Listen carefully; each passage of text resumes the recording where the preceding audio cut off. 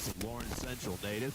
Also, Lamar Carswell should return today. The Toledo, Ohio freshman had 172 yards in his debut this year against Manchester. We saw Frank Bucolo a week ago, 6', 190-pound junior from Jackson, Michigan, in Grass Lake High School. He has run for over 100 yards in his career against Alma. And also, John Harris Scott may get some time, the sophomore from Wesley Chapel, Florida.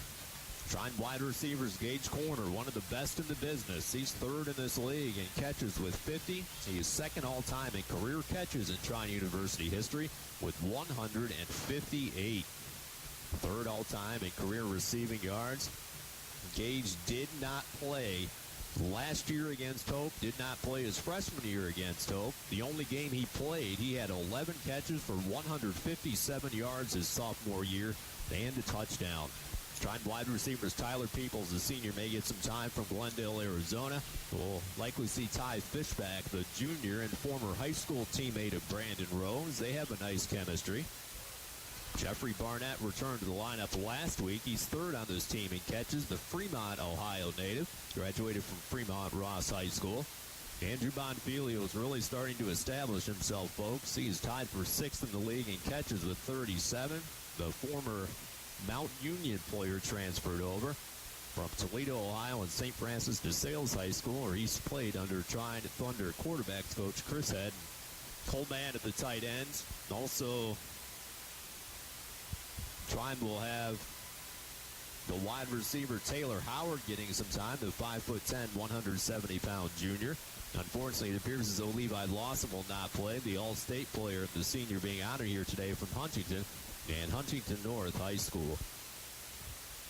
Right in their home blue uniforms, they saunter out. They have the white pants, the gold numbers outlined in white. White, blue Thunder T on each side of the Trine Thunder helmet with the blue stripe directly down the middle. Hope Flying Dutchman getting ready to take the field. They have the all-orange pants with the orange numbers outlined in blue with the white jersey tops. Blue helmets for the Hope Flying Dutchman. Teams meet at midfield for the coin toss. Trine has lost 2 in a row against Hope, and they're looking for a bit of revenge today. Hope leads the all-time series against the Thunder 8-4. Trine lost it last year 31-24 at Hope, where Hope scored 14 points in the last 5 minutes of that game to win. They had the game-winning touchdown with 1:14 left. That, of course, shown to cost the Thunder a chance to at least have a share of the title a year ago. And 2 years ago, it was the largest margin of loss ever to Hope, as Trine lost 35-7 right here on this field. Hope won the toss, they deferred. Trine will receive, will get the ball first here on Senior Day. And it certainly will be an emotional time for these seniors right out of the get-go today. And it's going to have to be a chance for them to kind of harness their emotions a bit at the start. Yeah, most definitely, especially for the guys who this may be their last game ever, or just being in front of their friends and their family here on this turf. I mean, it really means a lot to these guys, and you got to hone those emotions and put that on the field and utilize it. Whether you're trying to make a big play, like Coach Ab said, you should never come off the field saying, I should have made that block, or I could have made that play better. You should have come off the field and say, I made that play the best I could. So hopefully that's the case today. Trine needs 2 wins. They need a win this week, a win next week at Adrian to clinch a share of the MIAA title. There are certainly scenarios where they can make the NCAA playoffs as well if Olivet loses the final week against Alma.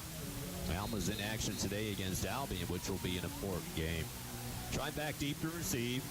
From left to right across your radios, and Lamar Carswell is healthy. He's back to return a kick on the left side. The run up in the boot, and the Senior Day is underway. Carswell gets a chance at the 10. Left hash 15, Lamar stutter step, center of the field to the 20, and he's piled up and thrown down on his left shoulder at around the 20-yard line. Hope is a team who's first in the league in scoring defense, allowing just 20 points per game, but they're fourth in overall defense, and they've allowed 216 yards rushing per game, which is 205th in the entire nation. Brandon Rose comes out making his second consecutive start. West Lafayette, Benton Central native. Taylor Howard slides to the right, Barnett that way with Bonfilio to the wide side right. 1st and 10 for their own 20. Handoff right up the middle. The Thunder go to Wilson, and he winds backwards. Right hash for a couple of yards on the right side for a gain of around 2. And that's just got to be a great start for the Thunder. Going to your guy, your go-to guy, Mark Wilson. He's going to have a great game today because this Hope team just has no idea what they're coming. Taylor Howard checks out. Cole Mann, the senior, checks in at tight end to the right. 2nd down and 8. Ball at their own 22 in the center of the field on the opening drive. Trying to 3-1 in conference play, and Hope looking for that first win. Rose from the shotgun back to throw, but whistles and a flag and a false start for the Trine Thunder. This is a Trine Thunder team who a key today was to avoid those penalties. Hope is tied for 4th in the nation in fewest penalty yards per game. They hardly ever make mistakes as far as penalties go. 2nd down and 13 for the Trine Thunder from their own 18 in the center of the field. No score on the opening drive. Sun has been covered over by the clouds. Rose takes a snap, fires it right side. Bonfilio catches on the sideline for a short gain before he is pushed out of bounds. Past the 20 at the 23. A gain of around 5, and Trine still 7 yards shy of a first down. Yeah, but we talked about it on the podcast. You know, having a guy like Bonfilio on the opposite side of Gage corner is a huge benefit for this Thunder offense, especially with all the weapons that they already have. Kamani Dooley made the stop for Hope, the 6'3", 170-pound sophomore from Detroit, Michigan. Bonfilio's 38th catch of the year. 3rd down, around 8 for the Trine Thunder from their own 22. Play fake back to throw his Rose. Flush from the pocket. Rolls right. He runs at the 25 right sideline, and he's shoved back down as they body slam him down. Rose is 5 yards short of a first down, and the Thunder have to punt. Adam Walma made the stop, the senior from Caledonia, Michigan, and the penalty hurt the Trine Thunder. You know, we talked about it on the podcast, and we talked about it in the pregame show. They cannot have penalties, let alone drive-stopping penalties, and it'll reflect on today's game. Sun has made another appearance as it plays peekaboo with the clouds early today. Ben Cornell back to punt, averaging 35 yards per boot. Hope back to return at their 40. No score with 13-14 remaining in the first quarter. Cornell kicks it away. A short line drive kick hits at midfield, bounces to the Hope 40. It's still rolling. Trine will down that ball, and they do. At the Hope College 39. Another short kick for the Trine Thunder as Hope takes over in prime territory. Well, especially with the wind blowing into their direction, you would really expect a rugby punt there to try to keep it shallow and get a couple yards out of it. But they did a great job hitting it short, letting it roll, and that's exactly where they want the ball. Rob Kitch is the quarterback for this team. 6 touchdowns, 5 interceptions. A fullback for Hope, which the Thunder haven't seen much this year. 1st and 10 from their own 39. Kitch back to throw. It's deflected the line of scrimmage by Charlie Dreesen and batted down in a pass intended for Kroll on the left sideline of the 45. Dreesen makes an early play, and it's 2nd down and 10. Especially, what a great start for the Thunder. We talked about Charlie Dreesen getting those 2 interceptions against Wisconsin-Lutheran, getting in the win. A great play by a guy, especially on senior day. Good to see Dreesen back healthy. He had a nasty ankle injury early. No score. Opening drive for Hope. 2nd and 10 from their own 39. They turn around, hand the ball off to the tailback. He powers up the middle as he pounds up near the 44 on the left hash. Zach Borsma, the Division II transfer from Grand Valley State University, has the carry. A gain of around 4 for Borsma, the Holland, Michigan product, who's 8th in the league in rushing and averages 6.3 per carry. 3rd down, around 5 for the Flying Dutchman from their own 44 at the left hash. No score with 12:30 remaining in the first quarter. 2 wide receivers to the right. Kish comes from under center, takes a snap, 3-step drop, fires it right side in the flat. Catch, first down 50. Trine Thunder 45 on the right sideline to the 40-yard line as Jake Helm hold that ball in. Made a quick pivot in a circle at the first down marker. Carried the ball to the Trine Thunder 46. It's a first down and a gain of around 10.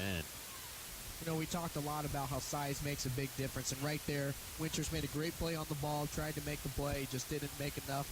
It didn't have enough effort on the strength and his power on contact, and it didn't work out. Jake Helm has his 28th catch of the year, the 72nd of his career, and he had 4 against the Thunder a year ago.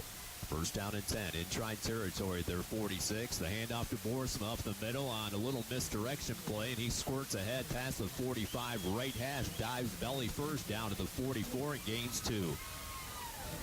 They brought some players in motion, faked the jet sweep, handed it into the stomach of Borsema. His second carry of the day. He had 128 yards, a career high this year against Olivet. Had a touchdown against the Thunder his freshman year. No score, 11:30 to play in the first quarter. It's 2nd and 8 from the Thunder 44. Kish back to throw, play action fake, feeling pressure, and he's sacked.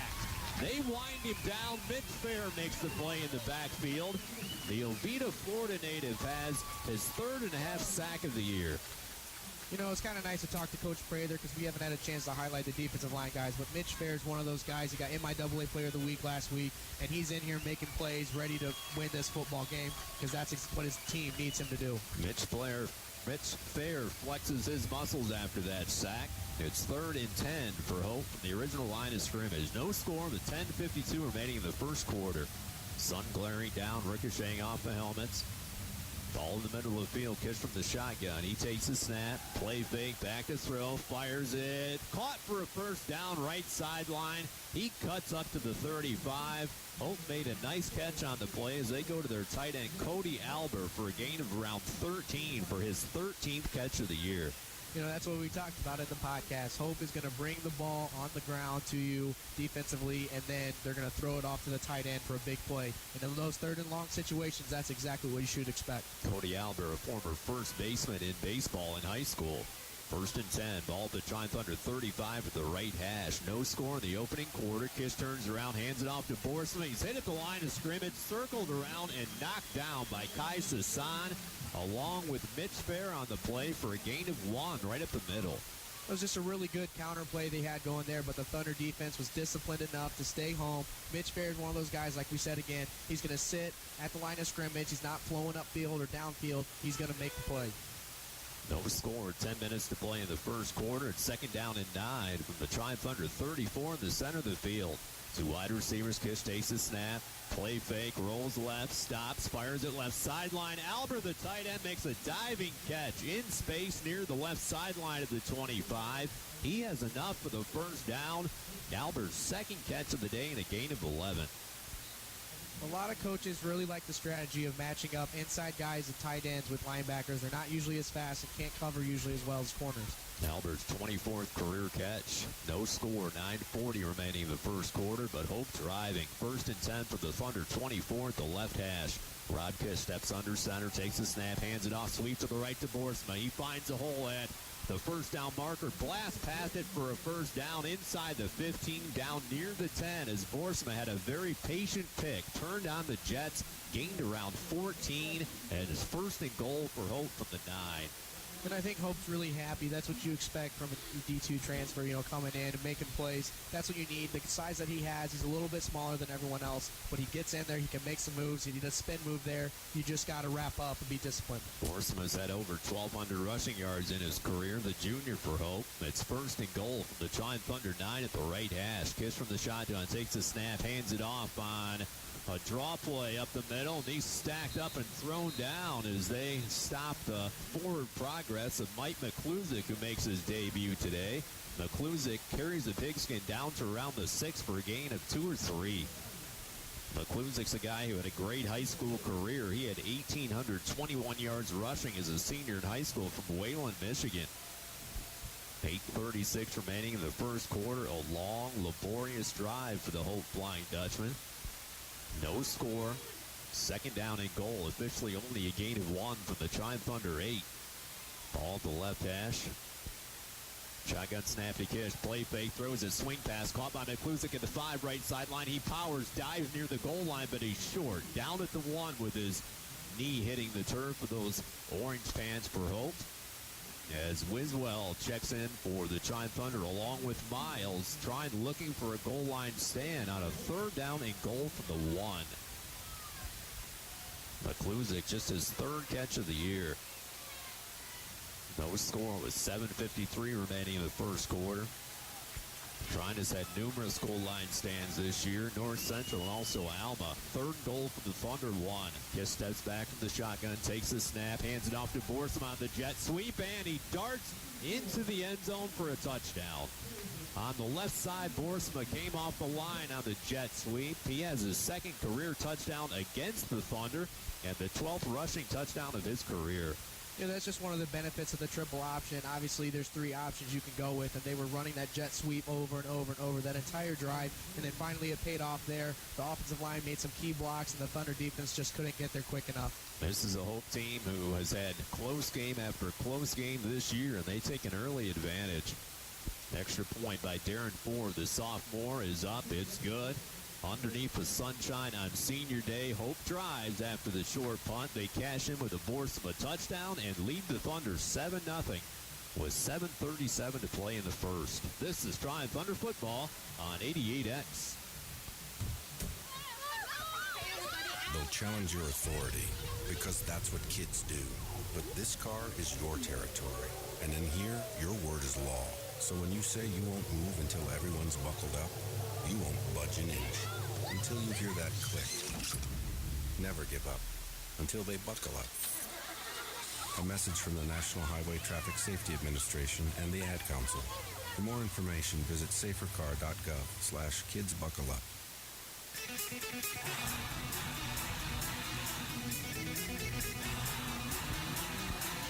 Eric Oil, Josh Valadez back with you live from Trine University. Megan Boston, your producer today. Zach Boersma's 12th career rushing touchdown from a yard out has lifted Hope in front 7-0. 7:37 to play in the first quarter. Jeffrey Barnett, 25th in the nation in kick returns, back on the right side with Lamar Carswell back healthy this week, returning on the left.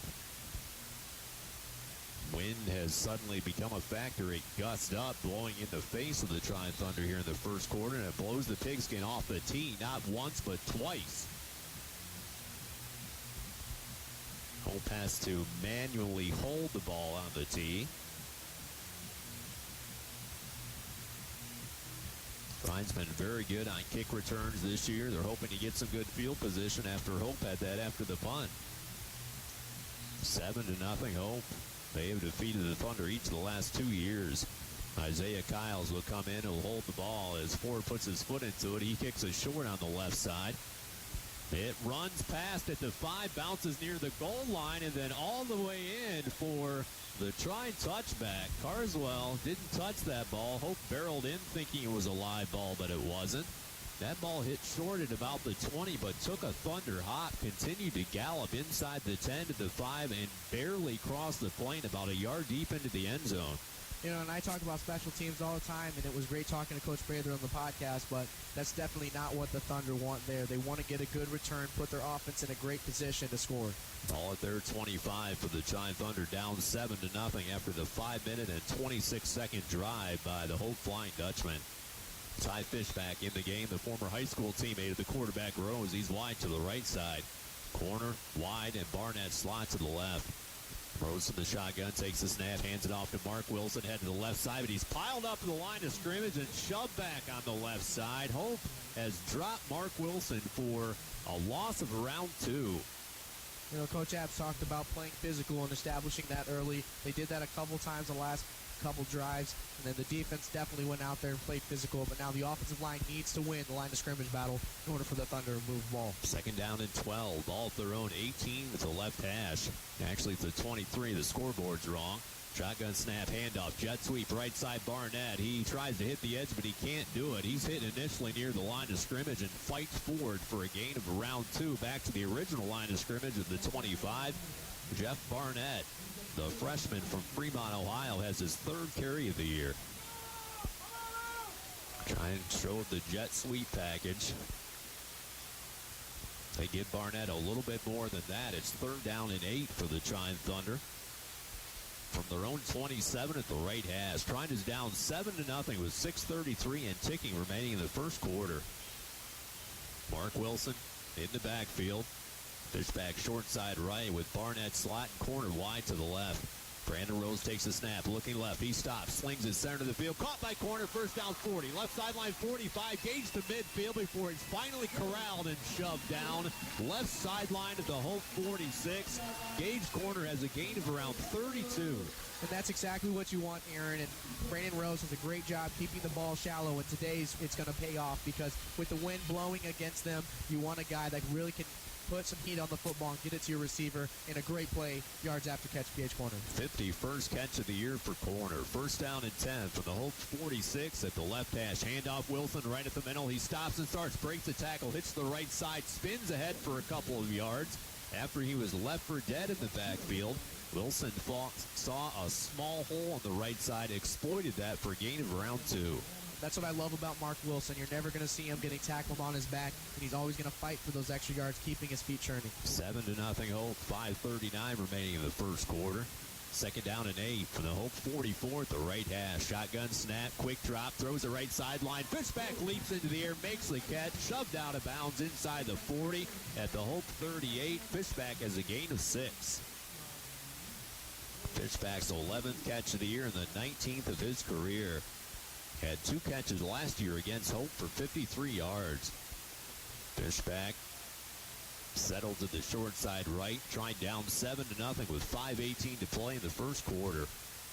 Third down and 2 from the Hope 38 at the right hash. Coleman comes in motion from right to left. Handoff Wilson. He juggled the snap. He's up the middle and stopped for no gain as the timing was off on the snap and the handoff from Rose to Wilson. He did a nice job just not to fumble that ball. Trine still 2 yards shy of a first down. Appears as though they're going for it from the Hope 39.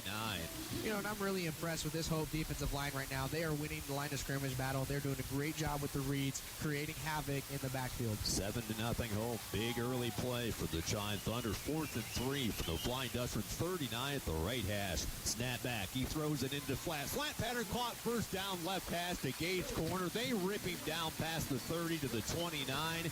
Gage has a gain of 10 and a first down for the Blue. You know, we talk about size all the time, and right now, Gage Corner is going up against a 6 feet tall cornerback, and you know, it's really benefiting him right now, getting those yards after catch, because that's what the Thunder need. Corner's second in the entire conference in receiving yards per game, and he's 52nd in the nation. 7-0 Hope with 4:15 to play in the first quarter. First down and 10. Ball to Flying Dutchman 30 at the left hash. 3 wides to the right, 1 to the short side left. Handoff Wilson. He burst up the middle, but he's contained again by this defensive line for Hope, who has played well in the early going for a gain of around 2. You know, the benefit of running a 3-4 defense, you have 2 outside linebackers that are reading the outside of the tackle. That tackle down blocks that linebacker's flying in to make a play. Remember, Hope is 205th in the nation in rushing defense, and they have not allowed fewer than 116 yards rushing in any game this year. 2nd and 7. Ball from the Hope 26. Fires the left sideline. Swiveling around to make the catch is Gage Corner. He's shoved out of bounds past the 20-yard line. Gage has a gain of around 7. That's a first down for the Thunder inside the Hope 20. Third catch already today for Gage Corner. Hope had a touchdown run by Borsma. The Thunder down 7-0 with 3:33 remaining in the first quarter. Trine rushes the line of scrimmage. A bad snap. Rhodes falls down after it. Hope barreling in upon him, but Rhodes grabs it back on a low snap, which skipped against the turf. Brandon Rose did a nice job just to maintain possession on that play, as Adam Walma, the senior from Caledonia, Michigan, was bearing in upon him. You know, a lot of times, a lot of players will want to make something out of that play, whether it's a bad snap or not. And Rose did the right thing, falling on the football, and Mark Wilson did a great job covering him up to prevent the defensive player trying to steal it from him and also prevent him from injury. Trine loses 5 at 2nd down and 15 from the Flying Dutchman 24 at the left hash. Trine is down 7-0. Shotgun snap, back to throw. Rose pump fake. He looks, throws it, end zone left side. It's up for grabs, and that ball is incomplete. Nearly intercepted by Dooley on the left side, and a pass intended for Gage Corner, but Gage at some point took the role of defensive back as Dooley had the inside position for that. Gage kind of knocked it away from him, incomplete. You know, I mentioned it earlier, the wind is blowing against you. You have to be careful when you're trying to throw the ball downfield. You may actually want to overthrow it a little bit because that ball looked like it was going. It fell short. 7-0 Hope. 2:43 remaining in the first quarter. Third down and 15 for the Flying Dutchman. 24 at the left hash. Empty backfield. 5 wide receivers back to throw. Setting up the screen. Right side caught by Bonfilio with a 30, but he is snowed under and pushed down for a big loss on the right side. They have scouted out that play extremely well, Hope has. They knocked down Don Filio back at the 30. The Thunder lose big yardage, and the play was by Jacob Zansky, the sophomore from Wyandotte, Michigan. And that's not good for the Thunder because that's one of their go-to plays, especially on 3rd and 4th down. Last week benefited them great against Kalamazoo, getting extra yards. So hopefully today the Thunder have a couple extra plays in their sleeves to pull out. 4th down and 21 for the Trine Thunder. Field goal not an option from the Hope 30 with the wind blowing heavily in their faces. 4 wide receivers, 2 each side. Brandon Rose is back to throw. They need 21 yards. He dances, throws it center of the field. Incomplete. Looking for Gage Corner on a crossing route at the 10. It was in and out of the hands of Corner. He was right at the 1st down marker, and that's the play that Gage normally makes. You know, Aaron, it's just one of those situations where, you know, you're getting in your head, you're the go-to guy every play, and sometimes, you know, you're getting tired, and Gage just tried to get in there, made a play. The defender was on his back, got his hand in front, and Gage just, I mean, that would have been a very fantastic catch if he would have caught it too. So, I mean, you got to give some kudos to him. 7-0 Hope. They take over 1st down and 10 from their own 30 at the left hash. Rob Kish comes from under center with Helm in motion from left to right. Toss sweep, right side Borsma at the 30. Hits the edge 35, cuts it back to his left, and piles near a 1st down on the right hash up to the 38. A gain of around 8 for Zach Borsma. The Grand Valley State transfer who already has a touchdown today. He's had 2 games in his career where he's gone for over 100 yards. 115 against Alma and 128 against Olivet. 2nd down and 2. Ball at the right hash at their own 38. Trine's down 7-0 late in the 1st quarter. 2 wide receivers to left. Pitch back to throw. Slant pattern incomplete as he turned around. Helm at the 45. Threw it to his outside shoulder on the left side. Quentin Daniels was in the vicinity at midfield and almost had a chance for a pick. You know, the defensive line did a great job getting pressure to the quarterback, not going too deep and staying shallow enough to where he couldn't make his check down and he had to throw the ball away. Trine's down 7-0 with 1:15 remaining in the 1st quarter. 3rd down and 2. Ball at their own 38 at the right hash. Full back in. Under center's Kiss. Turns around. Rolls out. Looks to throw. Center of the field. Incomplete. Looking for Helm again near the left sideline at midfield. Michael Spears had safety pursuit on him with Daniels in the vicinity as well. And the Trine Thunder defense gets the mandatory stop. They trail at 7-0, but they'll get this ball back. Coach Abs talked about getting off the field on 3rd down, and they did a fantastic job there. Hopefully the offense can take that energy and enthusiasm and utilize it for a touchdown. Team DeVries is one of the best punters in the entire nation into punt. He's a first-team all-conference punter in each of his first 3 years and likely will be again today, but that's a short kick. Angled straight in the air, hits at the Thunder 32, takes a slight Hope hop parallel to the right side as they down it at the Trine Thunder 31 on a rare kick by Dean DeVries that doesn't go 45 or 50 yards. You know, and that's just a really good situation for Hope. Very smart, very mature for them not to be too eager, even though it was 4th and short. You don't want to give Trine any momentum or anything inside the 30-yard line going into the end zone. So right now they got to put a drive together to finish out the 1st quarter and then hopefully come back and score. Lamar Carswell checks in for a series at running back. 172 yards against Manchester in his debut. The freshman who's 6th in the league in rushing. Trine has not been able to establish the run so far today. Trine's down 7-0 with 1:04 to play in the 1st quarter. 1st and 10. Ball at their own 31 at the left hash. Sun glaring down. Handoff. Carswell stops, starts, bursts for a bit, breaks a tackle, then he's shoved back on a violent hit. Ends up on his backside near the 35 and gains around 2. Maybe 3 to Carswell. Remember, this is a Hope team who allowed 318 yards on the ground against Elmhurst and 274 last week against Adrian. 2nd down 7. Ball at their own 34 at the left hash. 37 seconds to play in the 1st quarter. The Thunder down 7-0.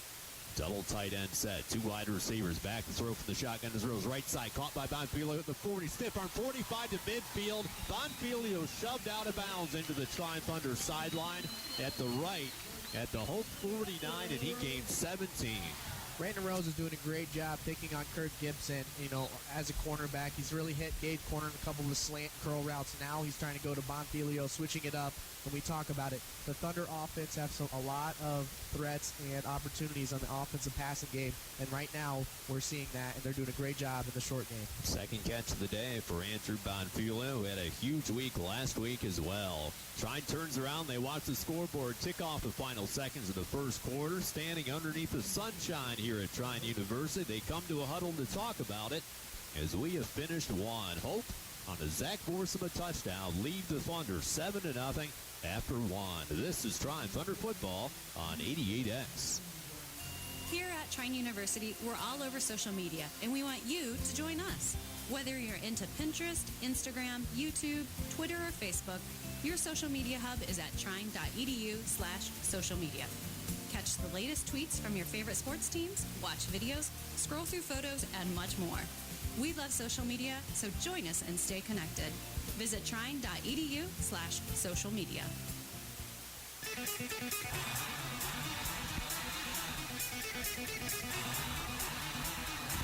Turn Coyle back to be live from Trine University. Josh Valadez alongside Megan Boston, your producer today. The sun has taken over. Temperatures in the low 50s as we enter the genesis of the second quarter. Near midfield, the Thunder trail at 7-0 after a Zach Borsama touchdown run at the 7:37 mark of the first for Hope. First and 10, ball to Hope 49. Trine hands it off. Carswell sweeps to left 45. He's to the 40. Lamar lowers his head and somersaults down near the left sideline of the 35. There's the electric burst we are used to from Lamar Carswell as he gains over 15 yards. And welcome back, Lamar Carswell. I mean, you got a guy like Mark Wilson can really pound the rock, but Lamar Carswell makes plays in the open field, and he did just that. Wilson had 5 carries for 4 yards. Carswell has a first down, first and 10 from the Hope 33. Carswell sweeps to the right, tries to hit the edge, but he is knocked into and pushed down face first for a gain of around 1 near the Hope sideline on the right. It's second down and 9 for the Trine Thunder, as you can probably hear the T-shirt gun going off on the sideline. That's what that sound is. Trine's down 7-0. They rush to the line early in the second quarter on the second and 9 from the Hope 32 at the right hash. 3 wide receivers back to throw his Rose. Fires at right sideline. Bonfiglio makes the catch. He's shoved out of bounds past the 30 near a first down at the Hope 26, and he gains 6. You know, Aaron, a lot of times when the defensive line wins the line of scrimmage battle, you got to make those short passes, and Rose is doing a great job with the 3-step drops and getting the ball there. Big third down, 3rd and 3 from the Hope Flying Dutchman 26 of the right hash. Tries down 7-0 early in the second. Shotgun snap, Rose back to throw left side, caught by corner, first down 20, left sideline 15. They grab Gage's jersey and rip him out of bounds by the shoulder inside the 15. Gage corner has a first down for the Trine Thunder and a gain of around 11. You see what you got to do there. Rose is doing a great job finding the ball and throwing it to the outside or the inside, depending on where the defender's position. First down and 10, ball at the Hope College 14 at the left hash. Handoff, Carswell right side, cuts it back at the 10, leaps into the air, and he's spilled down as he somersaults down inside the 10. Carswell has a big run and a gain of around 7. Trine down 7-0. They're driving with 13:23 remaining in the first half. With the sunshine, how bright it is impossible to see any hash marks or any yard marks on that side of the field at all. It's 2nd and 2 from the Hope 6 at the right hash. Empty backfield, 5 wide, shotgun snap, Rose back to throw, a screen pass, caught right side again by Bonfiglio, but he's stacked up and shoved down for no gain on the right. They have researched that play well, as Bonfiglio does have his 5th catch of the day, but it goes for naught. And we talked about that a little bit earlier. That's one of their go-to plays, and that's being sniffed out right now by the defense. You know, congratulations to the defense for doing a good job in their scout, getting in their playbook. But now the Thunder offense is going to pull out a couple more things, and they're going to be anticipating on that screenplay, and then they could throw the ball deep. Trine loses a yard. It's 3rd down and 3 from the Hope College 7 at the right hash. 7-0 Hope with 12:30 remaining in the first half. Double tight end set, Rose back to throw, pump fake looking. He throws it end zone left side, incomplete, but a flag down. They impeded the progress of Gage corner. Kamani Dooley did in the front corner of the end zone about 2 yards deep. They threw it toward the pylon on the left, but the flag came out. Trine looking for a penalty against Hope, which could give them an automatic first down. It's defensive holding against Hope.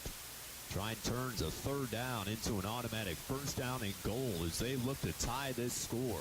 Trine is down 7-0 with 12:23 to play in the first half. You know, Aaron, a lot of coaches will say different things, but sometimes, you know, depending on your goal line defense, it may be better to take a penalty than it is to give them 6 points on the board and then let your defensive line do the rest of the work for the next 3 downs. But in this situation with Trine driving, doing a great job, throwing the short ball, and then also with Mark Wilson back in, that could be a different story. First down and goal. Ball from the Hope 4 at the right hash. Mark Wilson back in the game. Rose scanning from the shotgun with Klepper in motion from left to right. Gage corner to the wide side left. Handoff. Mark Wilson, he stumbles ahead for maybe a yard on the right side. The ball did come out, but it was after the sophomore's knee went down. A gain of 1, but the Thunder left with the second down and goal from the 3, down 7-0. And with having a guy like Klepper in right now, he's a great blocker, and Trine may run the ball one more time just so they have the option to set up play action and throw it to Gage corner or a guy like Monfilio on the outside for a touchdown. Mark Wilson already has 11 touchdowns this year, which is second in the entire league. Second and goal. Ball from the Hope 3 at the right hash. Shotgun snap. Handoff Wilson right up the middle. He's piled up again and shoved back. They are swarming Mark Wilson with those white jerseys. Fantastic defensive line and linebacker help for Hope for no gain as the Thunder now have a bit of a quandary and a third down and goal from the Hope 3. Trine down 7-0 on a board of a touchdown run in the first quarter for Hope. All the players with their helmets glistening in the sun. They swivel around to catch the play call on the Trine Thunder sideline. Trine blue jerseys. Brandon Rose has his hand warmer in front of him with the wind to their backs here in the second quarter. Third and goal. Ball from the Hope 3 at the right hash. Shotgun snap to Rose. Looking left. Fade pattern. Left corner of the end zone to corner. It's incomplete as he and Dooley were locked up a bit. Dooley shuts him down.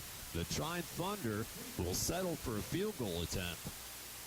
You know, that's what I talked about. You know, a lot of times coaches will say, I'd rather have a pass interference call than 6 points, and right now, that's exactly the case. Hope's defensive line did a great job, a goal line stand, and like I said, the 3-4 defense is designed to stop the run and then also be able to shop the short pass, and right now they're struggling against short pass. They're doing a great job against the run. A 21-yard attempt from Mark Haydock from the right hash. Mark, 3 for 6 field goals this year. Trine down 7-0 with 11:01 to play in the second quarter. The lay down by Spears, the kick by Haydock. It's end over end. It sails through. Trine gets 3. They trail at 7-3 with 10:58 to play before half on Senior Day. This is Trine Thunder Football on 88X. Attention Indiana Thunder fans. Now is your chance to travel those country roads in style. Purchase an exclusive Trine University official license plate from your local Indiana B&B or order it online with your annual renewal. Show your Thunder pride everywhere you go and support Trine Athletics and student scholarships. Every plate purchase is a $25 gift back to the university. For more details, visit trine.edu/license plate.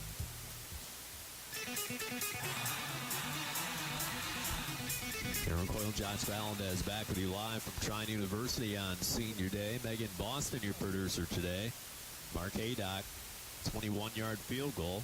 Trine trails at 7-3 with 10:58 to play before half.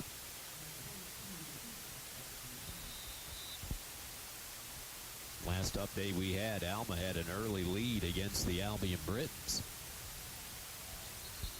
Trine, Albion, and Olivet all tied in the loss column in the MIAA conference with 1 loss apiece.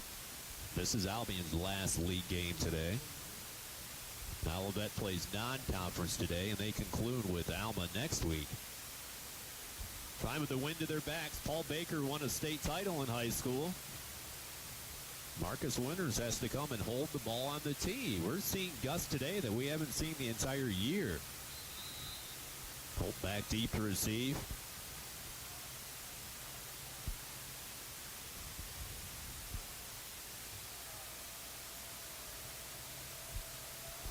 Baker kicks it off, angled to the right side.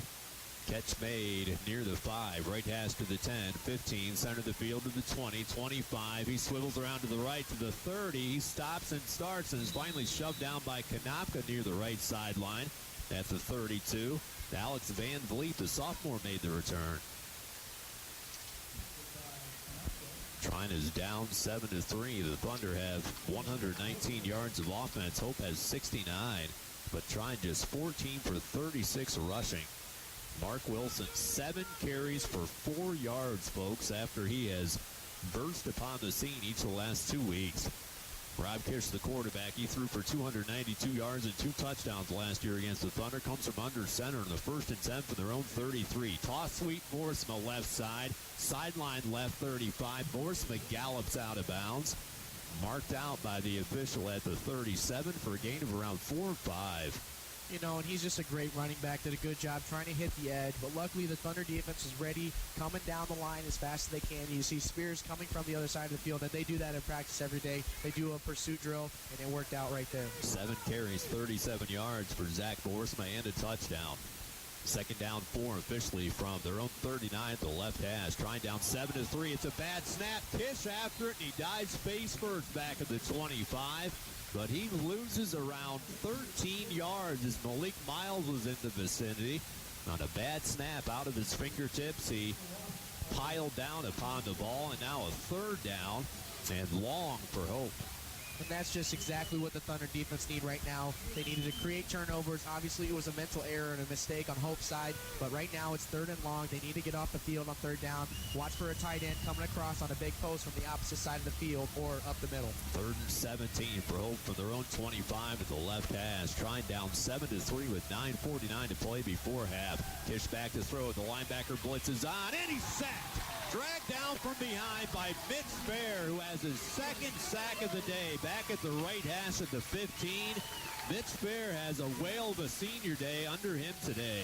You know, I'm glad you mentioned that because today is senior day and he is ready to play football. I said you got to take those emotions and channel them and use them on the field, and you should be coming off the field saying, I made that play the best that I could, and that's exactly what he did. Great job, Mitch Fair. Fair had 2.5 sacks this year before today, and he's piled up 2 already. Dean DeVries kicking back in his own 4, trying to rush on. They deflect the punt, apparently. Hits at the Hope 40, rolls to the 45. Near midfield it goes. A low line drive kick. It appeared to be deflected at the line of scrimmage by the Trine Thunders. They take over at their own 49, right at the Blue Thunder tee at midfield, trailing at 7-3. You know, we talked about Malik Miles blocking a lot of kicks this year, and right there I saw him in the backfield. This is exactly what the Thunder need. You can feel the momentum. You can feel the energy on the field. The players are ready to play, and this could be a touchdown drive. Dean DeVries is a former fullback in high school, the punter for Hope, who's 22nd in the nation in punting, but Trine got a hand on it. They take over the Thunder do. Snap back, handoff. Carswell back into the game for the Trine Thunder. Left side of the sweep. The cutback is not there. He's piled down for a loss on the left side as they shove the Toledo native down for a loss of around 3 on the left side. As Dooley and Corner get tangled up, as those 2 talented players are going after each other today the entire day. And it looks like Hope's bringing their safeties up a little bit. They're playing a little shallow, anticipating the run. Luckily for the Thunder, the wind is to their backs now, so they can't go for a deep ball and catch them off guard. 7-3 Hope, 8:30 remaining before half. 2nd down 13 for their own 46 to the left hash. Shotgun snap, throws it slant pattern, incomplete. Looking for Corner at the Hope 45, and a late flag thrown in. Trine certainly was enticing the official to throw that flag. There was certainly talk on the sideline. They waited 2 or 3 seconds, and finally the yellow flag came flying out in the vicinity of Gage Corner, and it's a pass interference against Dooley for Hope as those 2 players continue to battle it out.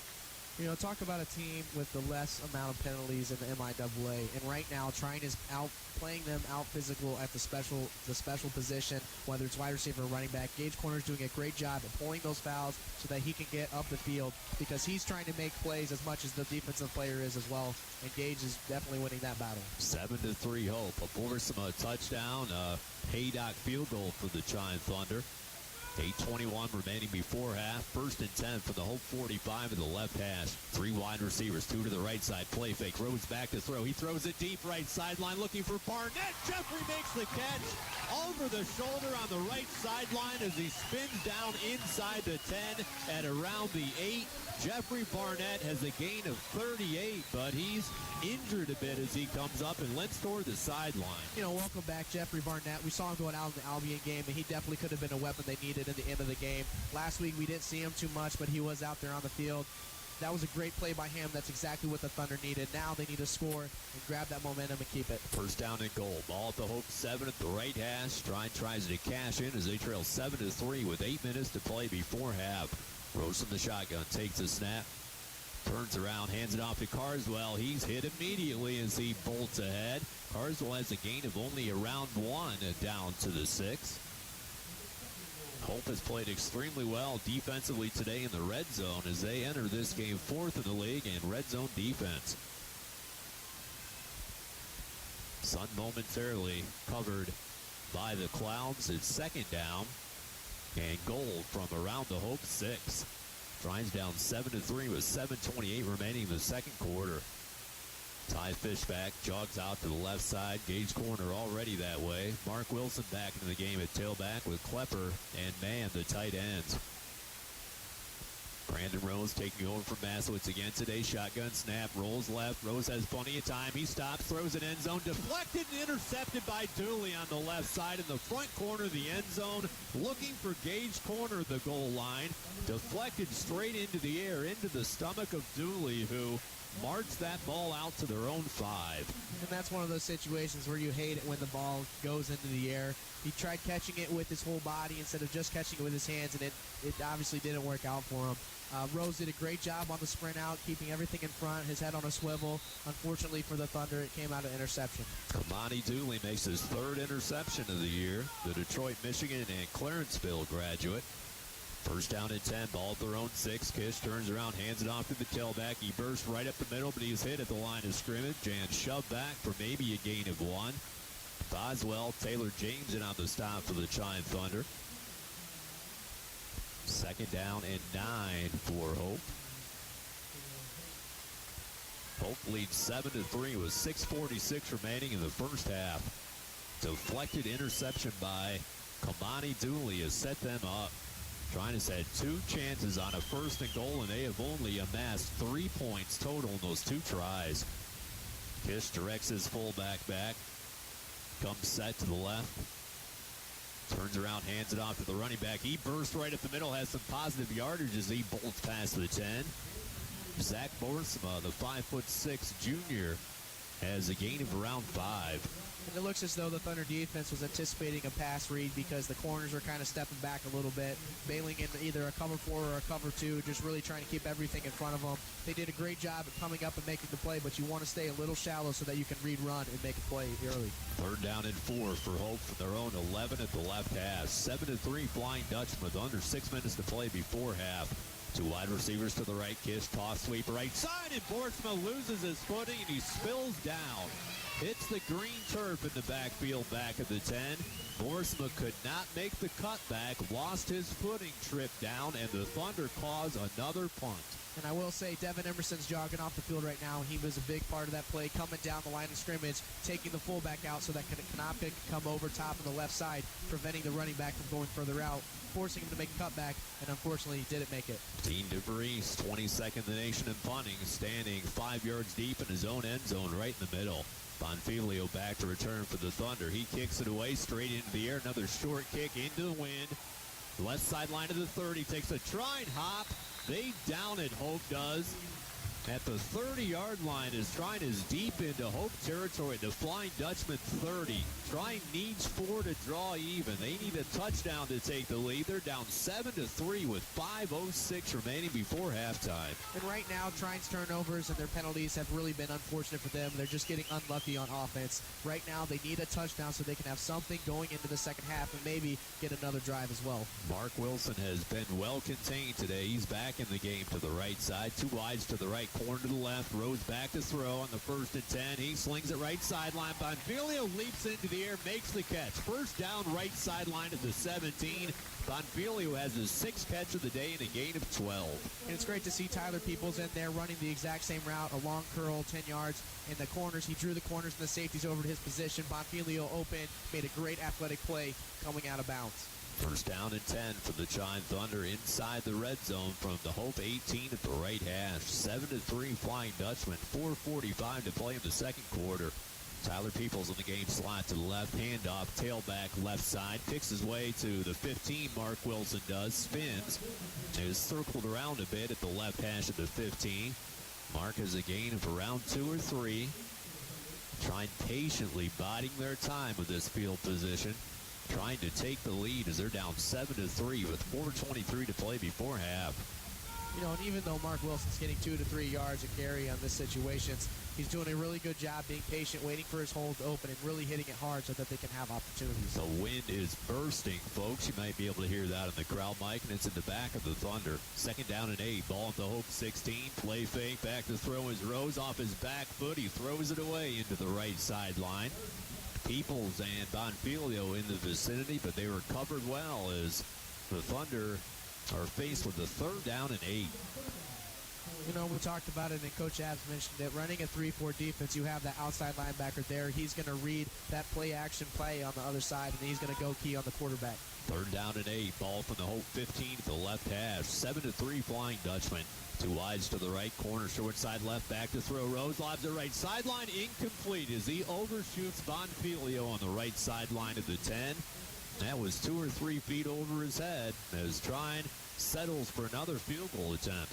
And that's not what we've seen out of Rose the past couple weeks. He's really done a great job keeping the passes shallow, really hitting his target, almost like a baseball player hitting the catcher. And right there, he overthrew him a little bit, maybe in anticipation, or maybe got a little nervous. He didn't want to throw it an interception. But this wind certainly wreaking havoc on that ball.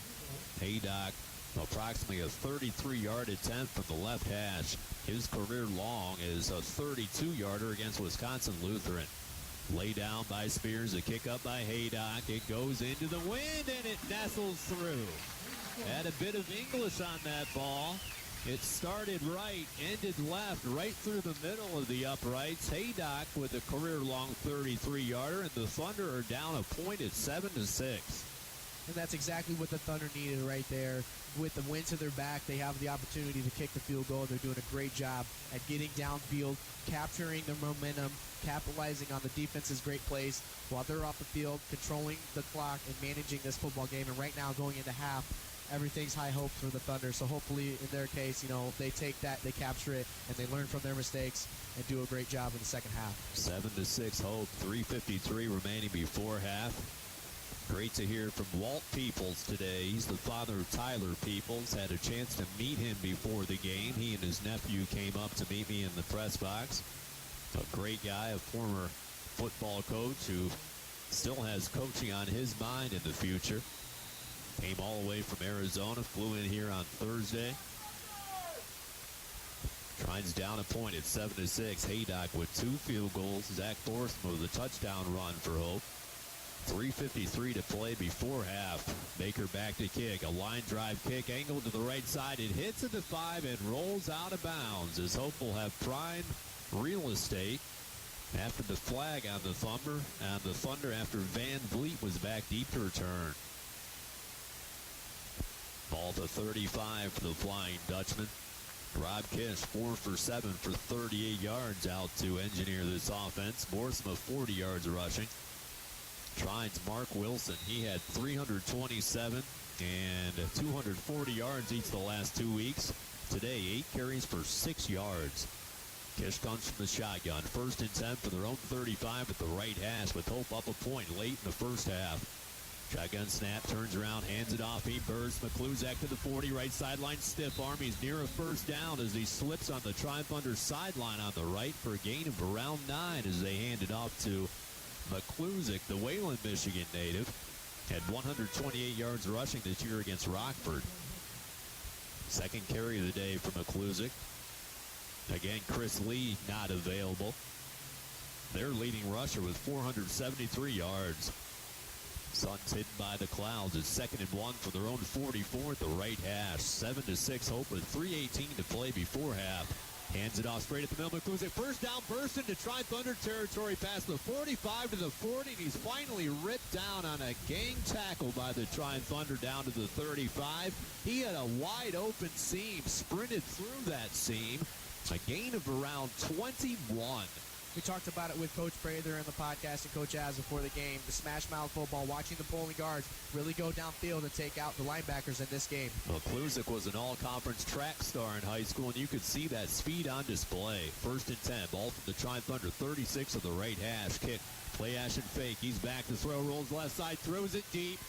Into the end zone left side, is caught short of the end zone by Hope at the 5 as the wind brought the ball all the way back against double coverage. Jake Helm hauls it in. It's first down and goal from the Trine Thunder 5. And what a ball for that quarterback. I mean, with the wind blowing into your face right now and throwing it up like that, obviously we saw Trine almost get an interception with Gage Corner in the back of the end zone, but right there, Konopka couldn't get his feet, trying to read the football while it's wobbling in the air. Great play by the receiver bringing it down. Helm's second catch of the day. That ball was going to be in the end zone, but it was pushed all the way back by this strong gust of wind. Hope's up 7-6 late in the first half. It's first down and goal from the Trine Thunder 5 at the left hash. Kish moves under center, 3-step drop, throws it fade pattern right side. Matt Kroll makes the catch, touchdown Hope in the back corner of the end zone on the right side. Matt Kroll's first catch of the day, but that's his 4th career touchdown against the Thunder. He's the second leading receiver in the league. Yeah, that's exactly what Hope needed there. They had 2 really great run plays, obviously a great pass play that worked in their favor. And right there, just a well-designed, the wind blowing in your face, but he got the ball to the wide receiver, and that's Quint Daniels just couldn't make a play. 13-6, Hope in front. Darren Ford in to attempt the extra point, the former high school quarterback. He was 20 for 24 this year. They lay it down, a high kick by Ford, and it sails through. Matt Kroll has dominated the Thunder in his career. That's his 4th career touchdown catch against the Blue as Hope takes a 14-6 advantage with 2:18 to play before half. This is Trine Thunder football on 88X. 99.7%. That's the percentage of Trine graduates last year who were employed or enrolled in graduate school within 6 months of graduating. 99.7%. That's almost 25 percentage points higher than the national average. Plus, Trine is nationally ranked by U.S. News & World Report as being one of the best colleges in the Midwest for students graduating with the least amount of debt. So that's more jobs and less debt. That's return on investment, and it's a Trine thing.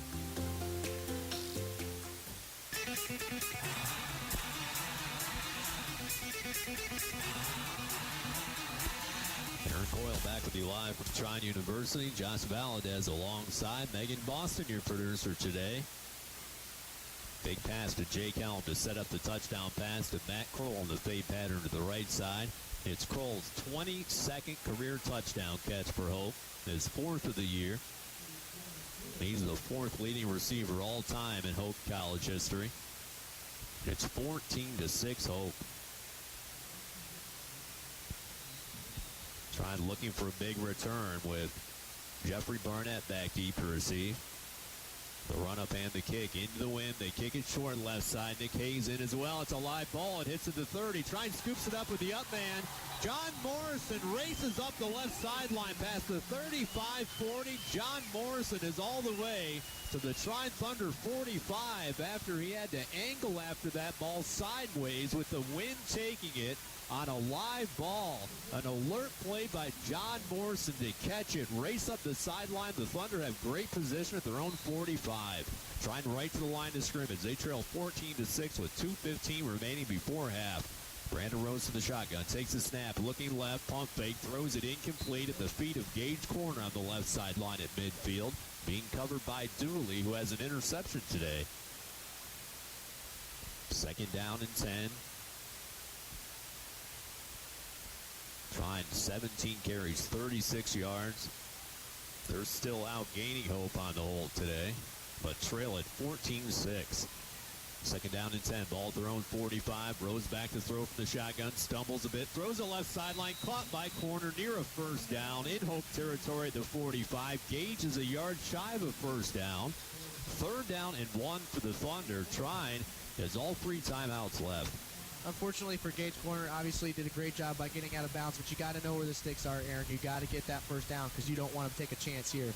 5th catch today for Corner. He's the 2nd leading receiver all time. They hand it off to Wilson. Burst up the middle. First down, 2nd effort as he plows past the 45 down to the 40. The most productive run of the day for Mark Wilson to the Hope 41. A first down, a gain of 5. And sometime watching Mark Wilson, I think he actually may do better after contact. He did a great job getting past the line of scrimmage and then getting those extra yards. Trine's down 14-6 with 1:43 remaining before halftime on a windy, blustery, but sunny day most of the day today on Senior Day. Wind to their backs. Trine needs to take advantage of this. 1:43 to play before half and all 3 timeouts left. 1st and 10, ball in the center of the field just outside the Hope College 40. Rose from the shotgun, 2 wides each side. Shotgun snap to the junior, throws it right side, incomplete. Looking for the wide receiver Fishback, the former high school teammate of his, at the first down marker at the 30 at the right sideline, but heavily covered again by the secondary for Hope, and they've done a great job today defensively. That time it was Jacob Zansky. 2nd down and 10. Ball from the Flying Dutchman, 41. Trine down 14-6 late in the first half. They hand it off to Wilson. Sweep to the short side of the 40. He gallops out of bounds, Mark does. At the 35 on the left sideline, and gains around 6. And now a very manageable 3rd down for the Thunder. And it's just a great job by Mark Wilson. Most guys would want to go up field, try to get the first down, but he understood the situation. Let's get out of bounds, maybe save a couple timeouts for later in the drive. Clock stops inside 2 minutes when he go out of bounds. 1:42 to play before half. It's 3rd down and 4 from the Hope 35 to the left hash. 4 wide receivers. Bends over, takes a shotgun snap. Play action. He throws it to the left side. Caught near a first down, but short. Howard made the catch for the Trine Thunder. It's 4th down. And they still haven't marked the ball yet. And they still haven't marked it yet. It appears as though the Thunder might get a pretty fortuitous spot. Taylor Howard made the catch, his 6th grab of the year. Officials still discussing where this ball is marked. They had initially marked him outside the 30 at around the 32. And they still haven't put it down yet. Trine apparently is taking a timeout. No, they're going to measure this. They measure on the left sideline. We can't see where the ball is. It is hidden by the standing Trine Thunder players. Obviously close to the 30 if they're going to measure. Neon yellow yard markers. They extend the chains. Wind blowing everybody around today. 1st down Thunder. Troy Abbs sticks out his left arm in celebration. 1:37 to play before half. The Thunder down 14-6. You know, Aaron, all you need is one small part of the football to get across the first down marker, and that was just a great spot by the referee crew and a great play by Taylor Howard trying to get upfield a little bit more, and then also getting out of bounds. Tyler Peoples back in the game slot to the left. Mark Wilson is slot to the right as the Thunder have an empty backfield. 1st and 10. Ball to Hope 30 at the left hash. Rose all by himself. Shotgun snap. Back to throw. Throws it center of the field. In and out of the hands of Peoples on the slant of the 25. Incomplete. Trine is down 14-6. Borsma a touchdown for Hope. Matt Kroll a touchdown catch. Sandwiched in between was a 21-yard and 33-yard field goal by Haydock. Brandon Rose with an empty backfield again. 3 wides to the right side. 2 to the left. Back to throw. He pump fakes. Rose does, and he is sacked in the backfield. Back at the 35. Brandon Rose shoved down. Trine needs a timeout, you would assume, back at the 35. As Hope picks a good time to come for their first sack. Clock continues to roll. Trine apparently not willing to use a timeout. Trine right now offensively is really struggling with those drop passes. We had one in the end zone for an interception, another one right here, middle of the field. Tyler Peoples, you really need to catch those balls, otherwise you cannot get a first down. Under a minute to play before half. 3rd down and 15 from the Hope 35. A mountain of time running off. It's 14-6 Hope. 2 wide receivers each way. Back to throw as Brandon Rose steps up in the pocket, in trouble again. Throws it center of the field. Caught by Fishback at the goal line for a touchdown. A 35-yard touchdown strike from Brandon Rose to his former high school teammate Fishback. It's Ty's first collegiate touchdown on a step back throw by Brandon Rose off his back foot. He found Fishback at around the 3 near the right hash. He glides into the end zone. The Thunder have a chance to pull to within a point. And there was just a lot of things culminating there. Offensive line created a pocket. Brandon Rose stepped up, stepped to the right, and then found Fishback, his high school teammate, and it was just a great, beautiful play, and they ran some time off the clock. Park Haydock in to attempt the extra point. The lay down by Spears. The kick by Haydock is into the air. It sails through, and the Thunder have done what they needed to do. 43 seconds to play before halftime. The Thunder trail 14-13 against Hope. We'll keep it here. Great ad-lib by Rose. Had to step up in the pocket, avoid the pass rush, threw off his back foot, had enough mustard on that ball to catch Fishback in stride at the 3. He glides into the end zone for a touchdown. Trying a 9-play, 55-yard drive, took just 1:32 off the clock. Trine is down a single point with 43 seconds to play before half. And that's just exactly what they needed there. Like I said earlier, there's just a culmination of things to make that play happen. And just a great throw by Brandon Rose with the wind to his back to tie Fishback wide open in the middle of the field. And just a lot of the things that went into that play, the defense wasn't ready to keep everything in front, and it just worked out in their favor. Fishback started his career at Franklin College, transferred over last year, had a magnificent senior year in high school where he had 76 catches for over 1,000 yards. He and Rose hook up. Trine draws within one. Players holding their helmets into the air, but they'll have to wait a little bit longer as that ball again is blown off the tee. A fierce wind pulling that gigantic American flag in the right corner of this stadium along with it. You can see the flagpole bending. Paul Baker won a state title in high school, kicks off. Kicked it out of bounds the last time. Sends it into the air. It's playable. Back at the 5. Catches it right hash. Van Vliet, center of the field to the 10. Head to the left side. Breaks a tackle. 15. Stops and starts and is contained. Shoved down face first. Hope starts it around the 17-yard line. Great special teams play to contain them. Again, it's led by the charge of John Morrison, who's had a terrific career on special teams. Well, definitely saw Michael Spears down there, too, and Coach Prather talked about him a lot. You know, not many seniors want to play special teams, and he's one of those guys that really stepped up this year, understood that they needed some help and some support on kickoff. Obviously, he's a full-time holder, part-time defensive safety, as the running joke that he said on the podcast. But Spears is doing a great job as a senior, stepping up, and he's made a lot of great plays today, and they could come out with a win. Joseph Griffin steps in. He's the expert pass rusher for this Trine Thunder team.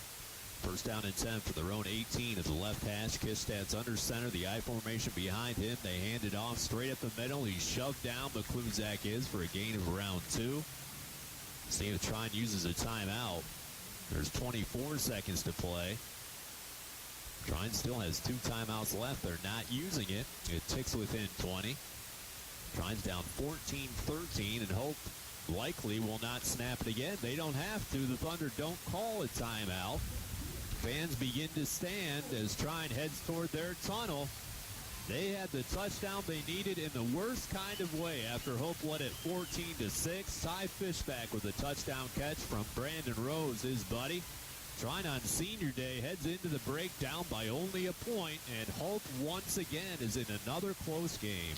You know, we talked earlier when it was 4th and short. Hope did a really good job of making a smart decision by punting the football, and they were playing great in the trenches on the line of scrimmage as a defense. And right now, they decided not to, try to move down the field, try to score a touchdown, because that's how you get turnovers, that's how you get players injured. And it was a great job by Hope. They're playing really smart football. Unfortunately, they had a couple penalties that didn't necessarily benefit them as well as or actually worked against them, if anything. And, Trine ended up turning the ball over on that drive, but right now Trine's offense is definitely meshing, doing a great job. They just need to win the line of scrimmage battle and play physical in order to come out with a win. Trine has done a fantastic job this year in close ball games. Trine has won games this year by 1, 2, 4, and 5 points. The Thunder are 4-0 this year in games decided by 5 points or less, and they're 13-8 in those decisions since 2010. Hope takes the lead into the halftime break, leading the Thunder 14-13 at half. This is Trine Thunder Football on 88X. Friday, December 4th, the T. Firth Center for Performing Arts and the Ryan Concert Hall in Angola proudly present multiple Grammy Award-winning singer-songwriter Michael Bolton.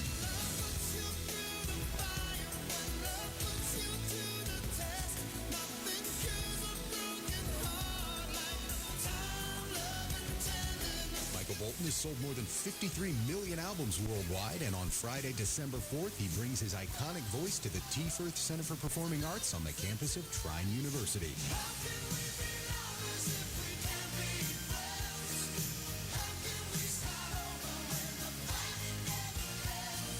Don't miss Michael Bolton, Friday, December 4th in the T. Firth Center for Performing Arts in Angola.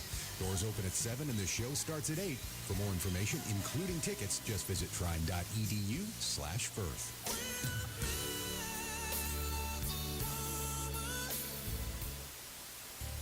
Welcome to On the Radar, your source for Trine University news at halftime. On the Radar is produced by the students and staff of WEAX. And now, here's your host, Josh Hornbacher. Welcome to On the Radar. Coming up, Trine University's Innovation One had its first product go to market recently. Megan Boston will tell us what it is. I'll speak with Trine University President Dr. Earl Brooks about the current Invest in Excellence Capital campaign. Zach Howe will have a look at sports, and we'll take a look at the campus calendar. That's all on the way when we return to On the Radar. 99.7%. That's the percentage of Trine graduates last year who were employed or enrolled in graduate school within 6 months of graduating. 99.7%. That's almost 25 percentage points higher than the national average.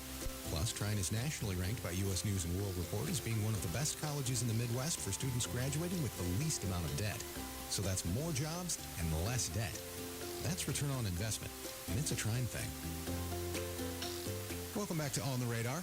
Innovation One, Trine University's incubator for creativity, invention, and design, recently brought its first product to market. Megan Boston tells us about it.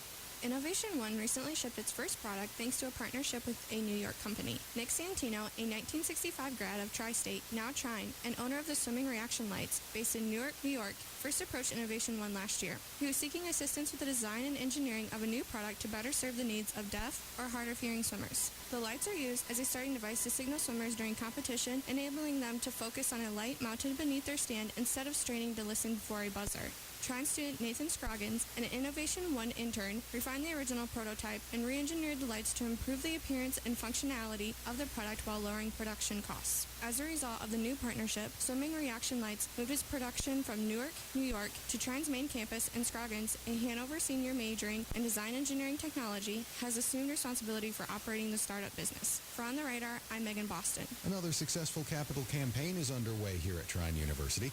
I recently sat down with Trine President Dr. Earl Brooks to get the specifics. I know that you're busy with the current Invest in Excellence capital campaign. Can you update us on where we are with that? I can. I'm very excited. Our $75 million Invest in Excellence campaign has hit 80% of its goal. We're around the $60 million mark and have had two back-to-back record years of fundraising and given about $19.5 million. Year before last, about $18.5 million this last year. So those are two of the best years we've ever had of raising dollars here at Trine University. Obviously, we believe success breeds success, and the more that our institution has grown and really has transitioned and transformed, we found that more and more people want to get involved in supporting what we do, including not just facilities, but resources to support that quality of education and job placement and things that we've talked about before. Homecoming was weeks ago, and it's become routine to have several new building dedications. Can you tell us about those? It was a very busy weekend, an exciting time. I think most folks are familiar that over the past year, we spent a great deal of time renovating Ford Hall on our campus, which many of our alumni and friends will remember as the old library. On the front of our campus went through about a $4.5 million renovation this past year to become the new home of our Kettner School of Business, and it opened this past August. It's a fabulous facility. By far, I think our best classroom facility yet that brings a business corporate look to it. Classrooms with the best technology, bringing together all of our golf management lab and simulators under one building to support that program, which is a part of our School of Business, but a fabulous facility. And then just adjacent to that, outside as you go down Thunder Drive, formerly Park Avenue, is the new Judy A. Morrell Garden Wall. And many folks go down, remember that bank as you drive down through there has kind of been reduced down now with a great attractive wall and steps from students that are in the south side of the campus, but we're also able to dedicate that on that day, along with the Larry and Judy Reiner's Residence Hall, which is a new 170-bed apartment-style facility that also opened in August. the best of campus living, by far our best residence hall yet, with 2 folks to a room, private baths. If you're fortunate enough to live on the east side of it, you look directly into Zollner Athletic Stadium, so it's certainly a great view for those students. We dedicated the new Ryan Tennis Center this fall, thanks to the generosity of alumnus and friend Cliff and Sig Ryan. Cliff's a member of our Board of Trustees, along with help with Dr. Rudy Cashman, Carrie Trine, some other folks who invested in that, as we not only resurfaced existing courts, but added 2 additional outdoor courts and seating pavilion area. And then finally, back in the spring, we opened the new Sport One Parkview softball stadium for our nationally ranked Thunder softball program, and we're just able to dedicate it at homecoming. But certainly a busy time and a lot of great new facilities, all about better serving our students. And what about the next phase of construction on campus? Next phase of construction, our priority moves to Best Hall, which is our laboratory and science facility. But because of some of the health science programs and things that we talked about in some of our earlier halftime shows this year, we badly need to expand that with our growth, upgrade our laboratory so that it becomes the primary target on our construction phase in the capital campaign, as do phase 2 of Reiner's Hall. There'll actually be a second phase of Reiner's Hall, build a horseshoe housing effect, if you will, where it currently resides. As we continue to grow, we're going to continue to have more demand for housing space. And then creeping on to the horizon for us is discussions of a new probably $13 to $15 million athletic arena on our campus that would serve men and women's basketball and certainly women's volleyball. So lots of work to do in addition to the Trine Fund and continuing to build Trine University's endowment. You've talked about the need to operate more like a business. How does the capital campaign fit into that philosophy? Well, it allows us to be more efficient and no debt. We've been able to complete over $25 million in capital investments and renovations the last 2 years totally debt-free. That's a huge impact. We're not putting the construction and the growth of the university on the backs of our students. Those tuition dollars go for really supporting the classroom and technology and those things needed for the educational resources. We believe that to really move the university forward in a meaningful way, we have to do those extra things, and that has to come through campaign success and raising dollars. And I'm very, very appreciative of our alumni and friends who continue to step forward to make that happen for us. Thanks a lot. Thank you. Don't look now, but basketball season is just around the corner here at Trine University. Zach Howe has a quick preview.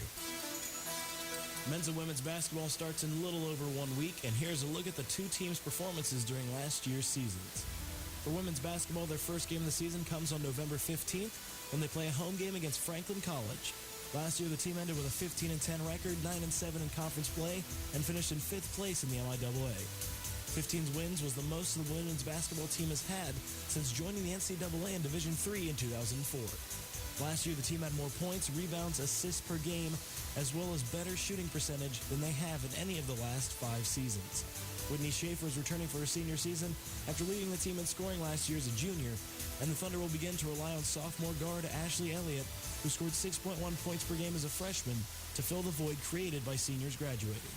The women's team looks to add on to their new and improved offense this year, starting on November 15th.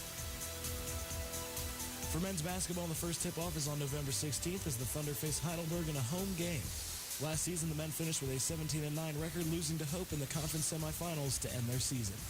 The 17-win season was the best the team has seen since the 2000 campaign, well before the university was entered in Division III competition. The men's much-improved defense was the big highlight of last season, as they boasted a tremendous turnover differential and averaged almost double the steals of their opponents for the season. The Thunder men have both of their top scorers from last year returning this season. The leading scorer, Will Dixon, returns for his junior year campaign, and Jared Holmquist is back in action for his 4th and final season representing Trine basketball. There's a lot to look forward to in both this and the coming seasons for both of these basketball teams, and you can follow both of them closely as the play-by-play of the games will be broadcasted here on WEAX throughout the season. For On the Radar, I'm Zach Howe. Thank you, Zach. Here's a quick look at some of what's happening at Trine University. You can make a difference this November 19th with Trine's Giving Day. It's a special 24-hour challenge encouraging alumni, students, staff, and friends to give to any of Trine University's student-centered programs. More information is available at trine.edu. Meanwhile, at the T. Firth Center for Performing Arts in the Ryan Concert Hall, multiple Grammy Award winner Michael Bolton will be performing. That's happening on Friday, December 4th at 8 o'clock. There are also several holiday shows coming up that include Handel's Messiah and the Fort Wayne Philharmonic Holiday Pops Concert. For tickets and information about all these shows in the Firth Center, just visit trine.edu/Firth. And then don't miss the Trine University Music Department's free concert series in the Firth Center. Coming up tomorrow afternoon, the jazz ensembles will be performing at 3 o'clock. It's free and open to the public. Thanks for joining us for this edition of On the Radar. I'm Josh Weinbacher. Now let's send you across Thunder Drive to the Fred Zollner Athletic Stadium, where Trine is battling Hope College. You're listening to Thunder Football on the X. Hi, this is Adam Rodriguez. Did you know that today 1 out of every 4 American kids is Hispanic? That means many of the future doctors, engineers, scientists, and entrepreneurs of our country can be your kids. We all know how hard it is for you to send them to college. This is why we want you to know you are not alone. Many support you, and the Hispanic Scholarship Fund helps you prepare, plan, and pay for your kids' college education. Learn more at hsf.net. Brought to you by the Hispanic Scholarship Fund and the Ad Council. This message is for all of you sitting in the passenger seat. And apologies if it gets a little uncomfortable, but how does it feel to be at the mercy of someone who thinks a random text is more important than your life? Someone who takes their eyes off the road while speeding along in a 3-ton hunk of steel. Freaky, right? Well, why not just ask them to stop? Or better yet, volunteer to text for them. It might be a little awkward, but believe me, you'll live. Learn more at stoptextstoprex.org. Brought to you by the Ad Council and the National Highway Traffic Safety Administration.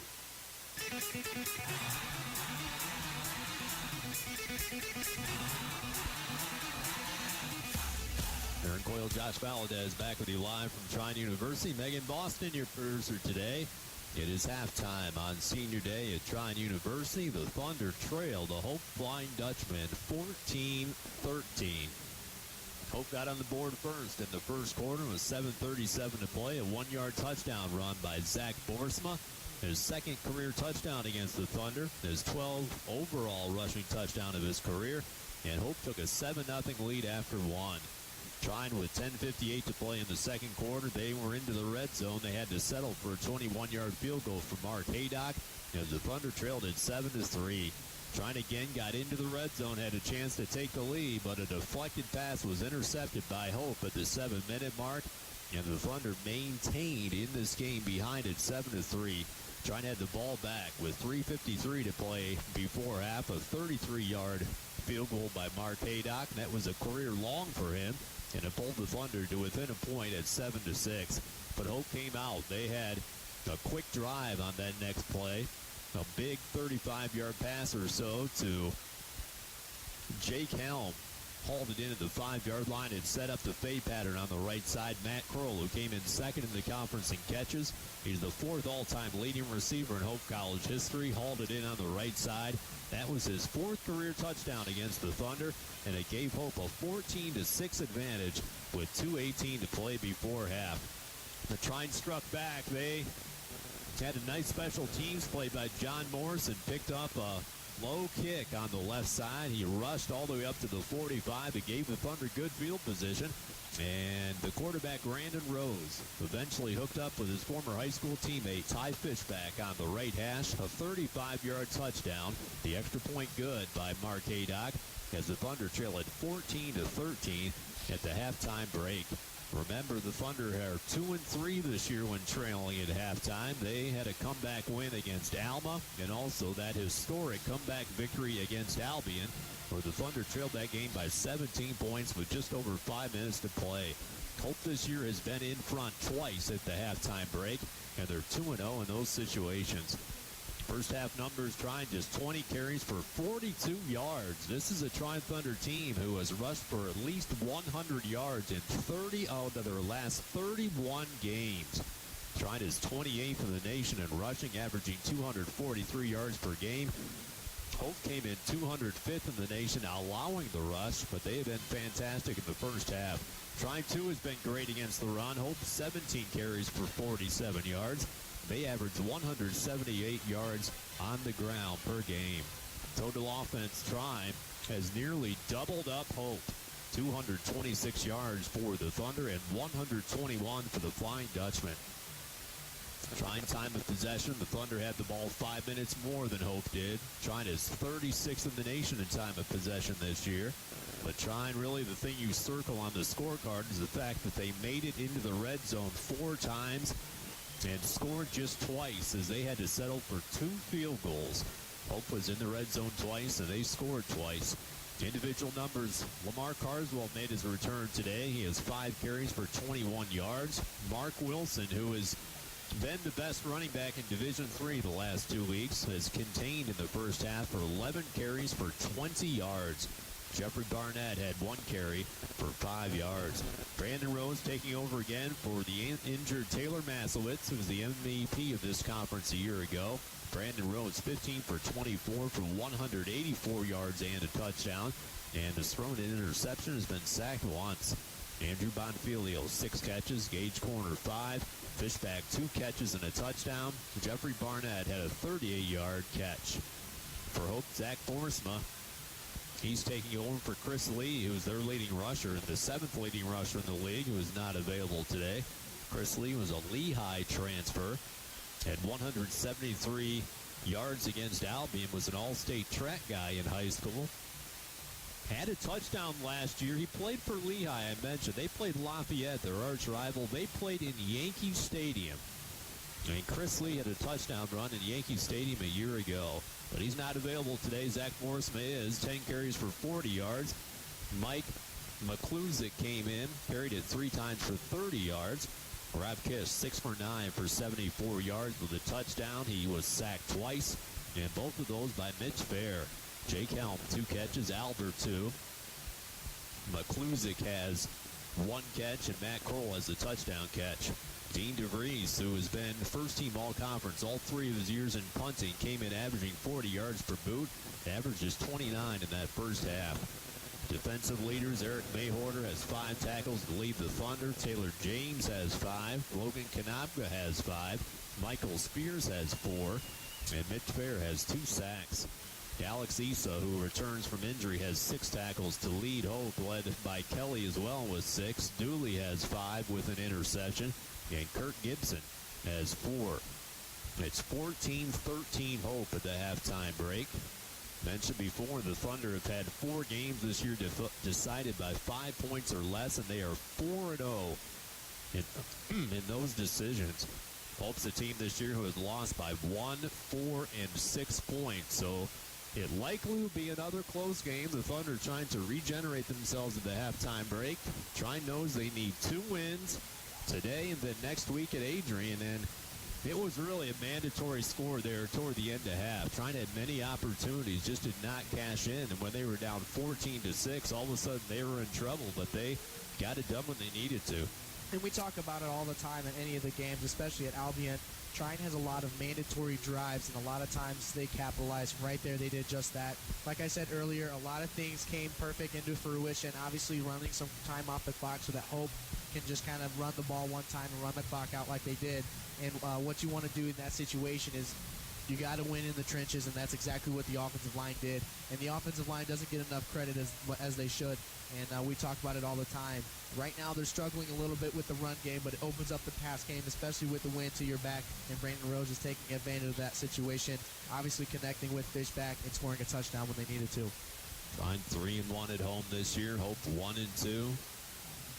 Trine has lost 2 in a row against Hope. That 31-24 loss last year, where the Thunder needed just 1 win out of the last 2 games to secure a title. They lost against Hope with the Flying Dutchman scoring 14 points in the last 5 minutes. Then they lost their last week against Adrian.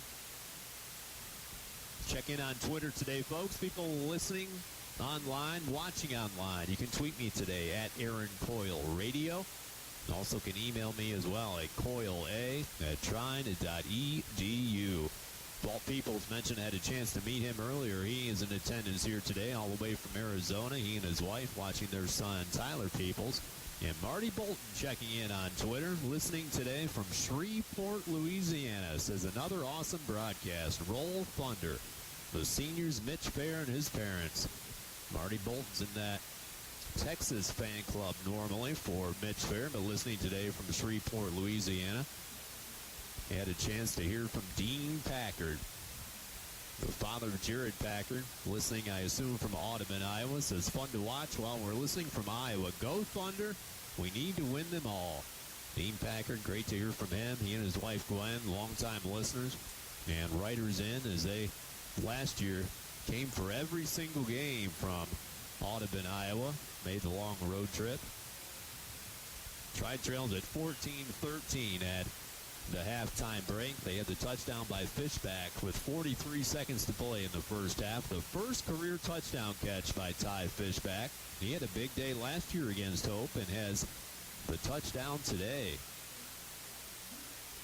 All these seniors being honored. It's on the field. The football players before the game, they honored many more seniors at halftime as well. Marching band, color guard. Did they honor the cheerleaders at halftime too? Everybody being recognized here at Trine University. Obviously, the players would absolutely love to put together this win today and a win next week, and they would capture the first title for this program.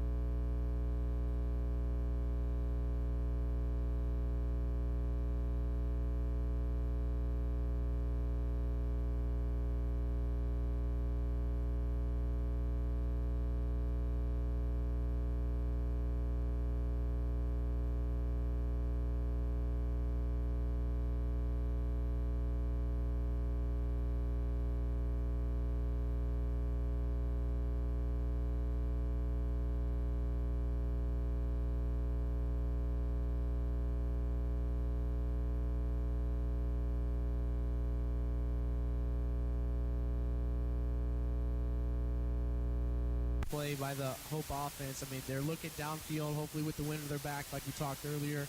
And right there, check down, got the first down. Third catch of the day for Helm in the 74th of his career. 7 of those against the Thunder. 21-19 Hope. Inside 3 minutes to play in the third.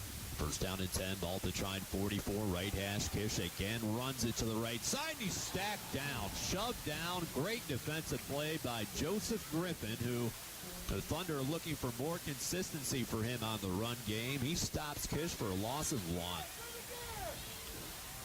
Second time they played that, they run a couple guys in motion. Had a wall of blockers for Kish to the left side. He had 8 yards on the first carry, but that time Trine diagnosed it. Second down and 11. Trine is down 21-19 with 2:23 to play in the third. Ball to Trine Thunder 45 to the left hash. Edge to the right. One to the short side left. Van Vliet in the game. Back to throw his Kish. Right side incomplete. Looking for Kroll on the crossing pattern to the right sideline of the 25. Daniels and Spears in on the coverage. Michael gives Quentin a little tap on the helmet for his approval on that coverage. And what a great play by the defensive line. You see Joseph Griffin and then Jake Boswell getting into the backfield, forcing the quarterback to get rid of that football because he doesn't want to throw an interception, try to force something, but then at the same time, you don't want to take a sack in this situation. Gigantic play for this Trine Thunder defense, needing 2 wins to secure a title. Trine's down 21-19 late in the third. Third down 11. Ball from the Trine 45. Kish back to throw the pass rushers. And they sack him! Taylor James rips around Rob Kish like a pinwheel back at the 45. Taylor James celebrates with his teammates, makes a gigantic sack, and the Thunder get the ball back. And you were really anticipating, you saw the tight end motion over to the left side, but they did a great job. Devin Emerson and Taylor James getting into the backfield and hitting the quarterback. Second sack of the year for Taylor James. Dean DeVries into punt. Trine down 2 with 1:42 to play in the third. Kicks it away, straight into the air, end over end. Bonfilio gets away from it. It hits inside the 10, rolls to the 5. Hope back there, and they stop the ball at the 1-foot line in front of the goal line. Sometimes, that's why they have a fair catch, Aaron. You just got to fair catch it. You just got to catch the ball. They have to give you at least a 1-yard cushion. Otherwise, you get a penalty. You move up the field a little bit. But in those situations, you cannot start the football on the 1-inch line going in because obviously you have to waste one play getting out of the end zone. Trine's down 21-19 with 1:30 to play in the third. Mark Wilson jogs in. He's in the backfield along with Brandon Rose, who comes from the shotgun. Brandon standing 5 yards deep in the middle of the end zone. Steps up behind the line of scrimmage. He rushes to it, runs it straight up the middle on the quarterback keep to try to gain a little bit of space, and that's all that he did. Maybe a foot or two. He's not even a yard out of the end zone yet. Second down and 9.5 from about a foot or two out of the goal line. Trine's down 21-19 with 1:10 remaining in the third. Bonfilio right side, corner to the left. Trine stacks their blockers in front of them. Rose comes from the shotgun. Back to throw. Lobs it left sideline for corner. Makes the comeback catch. First down left sideline past the 15. Gage was engaged with the defensive back. Had the space, made the catch at the 18, and he gained 17 yards. And Hope is looking for a pass interference, but none called. Gage Corner is one of those guys does a great job creating separation. That's what you have to do to make those plays. You can't trust the ball, especially with the wind blowing in your face. Great job, Gage Corner. I think Hope has a pretty good argument there on a pass interference. A little bit of a shove from Gage Corner, but he makes the catch, his 10th of the day, and he's over 100 yards for the second time in his career against Hope. First down and 10. Handoff. Wilson headed to the right side. Wilson adds a hole. He's at the 20. Right sideline sprint for the 25. Wilson bangs helmets with a defensive back. Helmet to helmet hit on the right side. Mark has a gain of 12. A first down for the Thunder. The Thunder sideline is fired up. And that's just what you hate to see, Aaron. Sometimes helmet to helmet happens, and you don't know whether a player is running out of bounds or not. Mark Wilson obviously looked like he was trying to get those extra yards, so that's just a great play by the defender. 21-19 is the Hope lead with 18 seconds to play in the third. Brandon Rose apparently has an issue with the play clock, trying to get it rectified. He was motioning over to Trine that they don't have to snap the ball again, and they won't. They want the wind at their backs for as many plays as they possibly can. That's a mature play by Brandon Rose. He realized they had a second differential between the game clock and the play clock. It runs out. Trine has the wind at their back for the rest of this game on Senior Day. Down 21-19 after 3. This is Trine Thunder Football on 88X. If you're a single man under the age of 35, you'd probably like to know what the ladies are looking for on an online dating site. A guy who had a few drinks and later got pulled over for buzzed driving. See, that could cost you around $10,000 in fines, legal fees, and increased insurance rates. And doesn't a guy who's back living with his parents but calls them my roommates just scream Mr. Right? Buzzed, busted, and broke. Because buzz driving is drunk driving. A message from the National Highway Traffic Safety Administration and the Ad Council.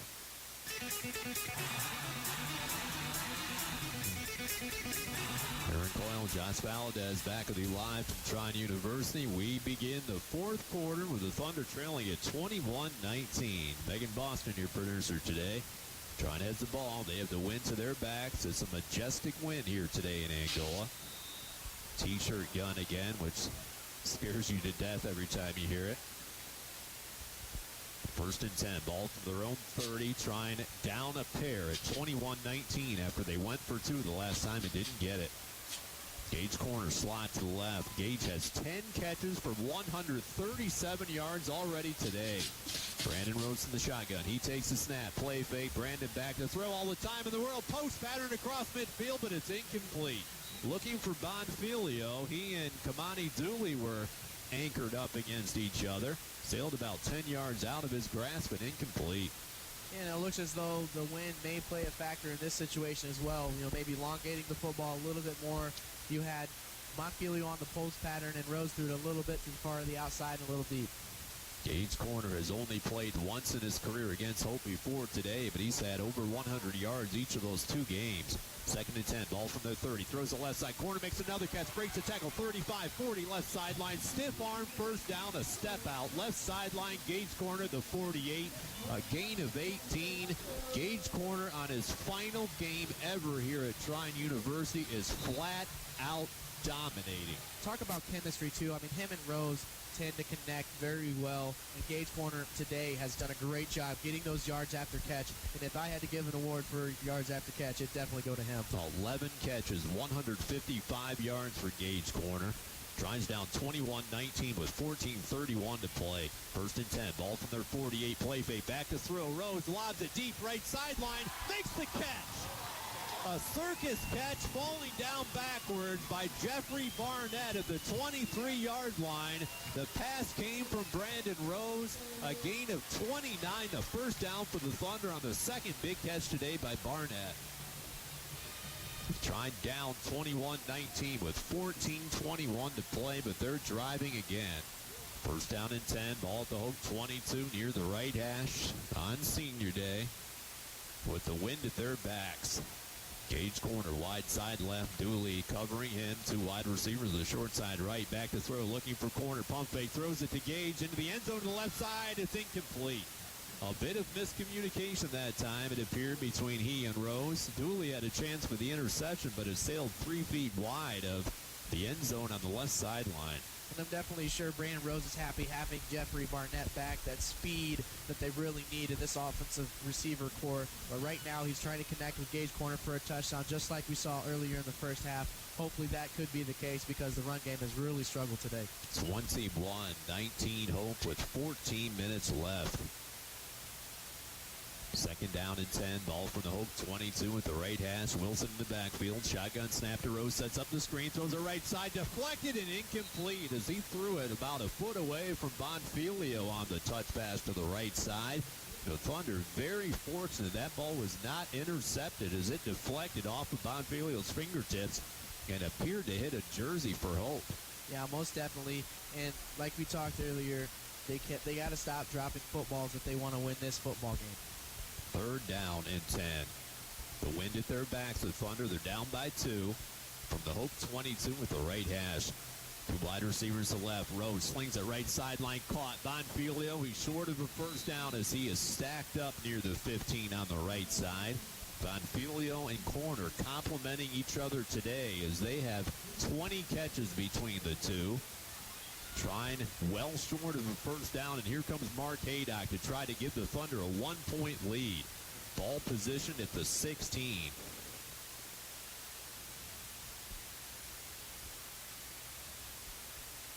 A 35-yard attempt for Mark Haydock, which would be a career long. He has a 33-yarder today.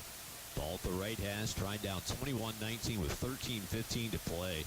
Michael Spears positions himself. He puts down the hold. Haydock puts a leg into it. It has the distance. It splits the uprights.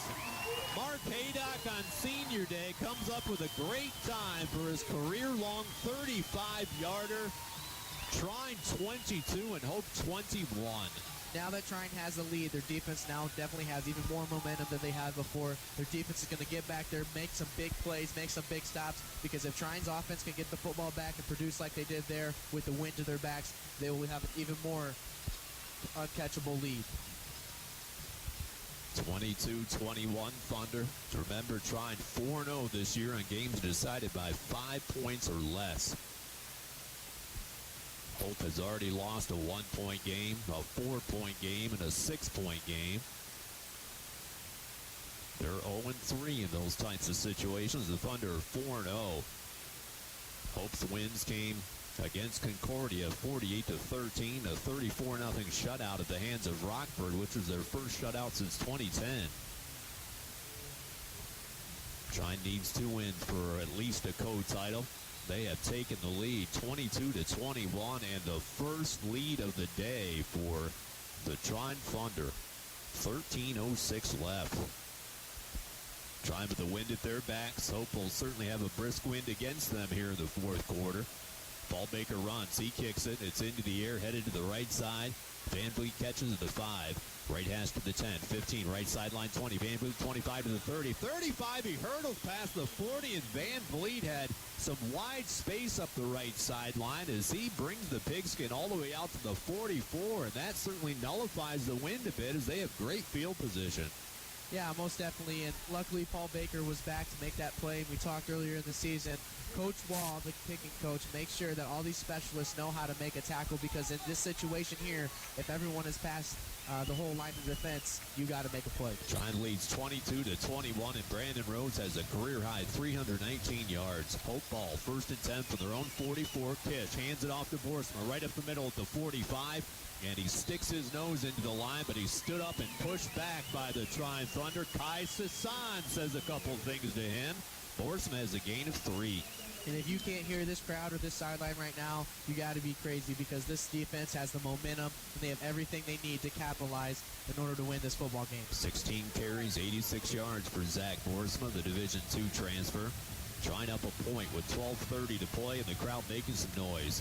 2nd and 7. Ball at their own 47 in the middle of the field. Snap to Kish, turns around, play fake, bootleg, rolls to the right, stops, throws it midfield, caught by Kroll. He's punched out of bounds by Winters into Trine territory, the 49. A gain of 4. A 3rd and 3 for Hope as Matt Kroll has his 3rd catch of the day, including a touchdown. And they really tried to use that play action to their benefit, but luckily for the Thunder, they read pass and they got back to their position. And Winters is up against a really big kid, and he's doing a great job all day. Trine has trailed by 8 twice. They have taken the lead. Trine leads at 22-21 with 12 minutes left. 3rd down and 3 from their own 49 at the right hash. Kish, play fake, rolls left, stops, throws it middle of the field, deflected and intercepted. Trine ball at midfield. Quentin Daniels to the 40, right sideline to the 30. Daniels still on his feet to the 20. He cuts to the middle, but they mark him out of bounds. They said he stepped out of the 28. Off the deflection, Quentin Daniels makes his 3rd interception of the year. The crowd is going nuts. They celebrate as Daniels gets congratulations piled up by his teammates on the sidelines. And what a beautiful sight to see. You see head coach Abs just running down the sideline, getting excited because he's in this game as much as these players and as much as everything else emotionally that's going on in this game right now. What a great play by Quentin Daniels, the transfer, to make it on a deflection, just like the Hope had in the end zone, and now offense needs to cap it off with a touchdown. Daniels, the wide receiver last year, now at cornerback, sets the Thunder up. 1st and 10 from the Hope 28 at the right hash. Back to throw as Rose, play fake, going for it all. End zone, it's incomplete. And a flag thrown late. Dooley knocks the ball down with Jeffrey Barnett in the post pattern on the left side. Hope is arguing that they knocked him down after the deflection, which, if it is deflected, you can do basically whatever you want against the receiver. I think the officials have to talk about this. Trine is hoping for an interference call, but Hope thought that ball was deflected before the contact. Yeah, most definitely. They talked a lot about targeting and everything, a couple years ago. It really became a big thing in football at all levels. Essentially what it is you're going to hit that player no matter what, whether the ball's thrown to him or not. And that could be the situation, but then also the ball is deflected, and he is a free player. Here comes the call.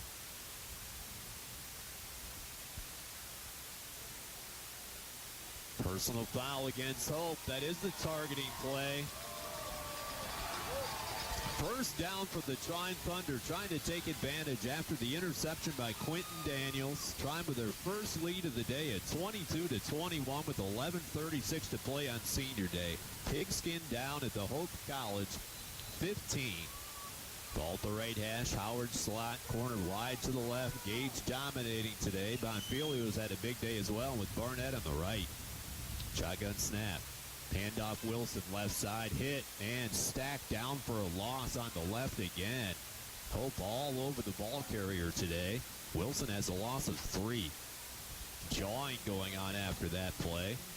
Trine Thunder taking some exception to the hit they gave against Wilson. Trine was down 7-0. Trine trailed at 14-6 at one point. They were down 21-13 at one point here in the third. Now in the fourth quarter, Trine throws it right side, caught by Bonfilio at the 15. He's ankle tackled, takes his legs out from under him on the right sideline of the 10. Gain of around 7. Third down and 6 for the Thunder, leading it by 1 with 10:57 to play. And a lot of times, Aaron, you cannot stop those slant patterns or those curl routes. I mean, they just happen so fast. The best thing you can do is keep everything in front of you. Bonfilio's 10th catch of the year. He has 10th catch of the day. He has 47 on the year. Mark Wilson split out to the left side, empty backfield. Third down and 6 from the Hope 10 at the right hash. Tried up 1 with 10:38 left. Shotgun snap, Rose back to throw, slings it into the flat, caught by Wilson, but immediately tackled on a great defensive play by Dooley at the 10. Trine, no gain on the play. Here comes Haydock again to try to give the Thunder a 4-point lead. They have taken the ball into the red zone many times today, but Hope's defense has stood tall. Mark Haydock had given the Thunder the 1-point lead on the career-long 35-yard field goal. This a more manageable 18 or 28-yard attempt from the left hash. Haydock already with 3 field goals today. Michael Spears takes it, lays it down. Haydock with the kick. It's up, and it's good. 4 field goals for Mark Haydock. He had 3 the entire year before today. It gives the Thunder a 25-21 lead with 9:52 left. This is Trine Thunder Football on 88X. In sports, it's the innovators that have the biggest impact. Players who do things no one else has ever done, and coaches who transform potential into success. Well, at Trine University, Innovation One is doing those things for businesses, entrepreneurs, investors, and inventors. Innovation One uses the expertise, experience, and facilities of Trine University to help you bring ideas to market. Find out how Innovation One can help you by calling 260-665-4265 or visit innovation1.org. That's innovation1.org.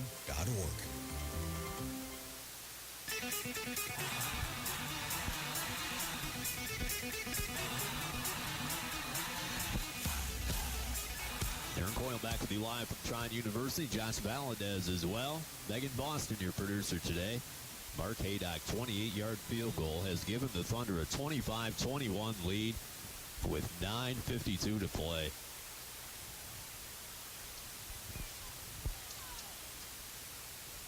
Trine has amassed 401 yards. Hope has 219. Trying in the kick. Mark Haydock kicked it away this time. Hope back to return inside their 10. Boersma, right hash 15 to the 20. Right sideline, Boersma, 25-30. And he's pushed out of bounds, contained up to the 35. But another nice return, this time by Zach Boersma. Rob Kish is out, 11 for 17 for 126 yards with a touchdown. Has been sacked 4 times. Trine leads at 25-21. A field goal will do them no good as far as taking the lead, but there's still a lot of time left. They'll settle for a field goal if they have to with 9:44 left. First down and 10. Ball at their own 35 at the right hash on senior day, making a lot of noise here at Trine University. Kish comes from under center, 2 wides to left and a split backfield. Snap, handoff, but a whistle before that point. A flag in on the play. Delay of game against Hope.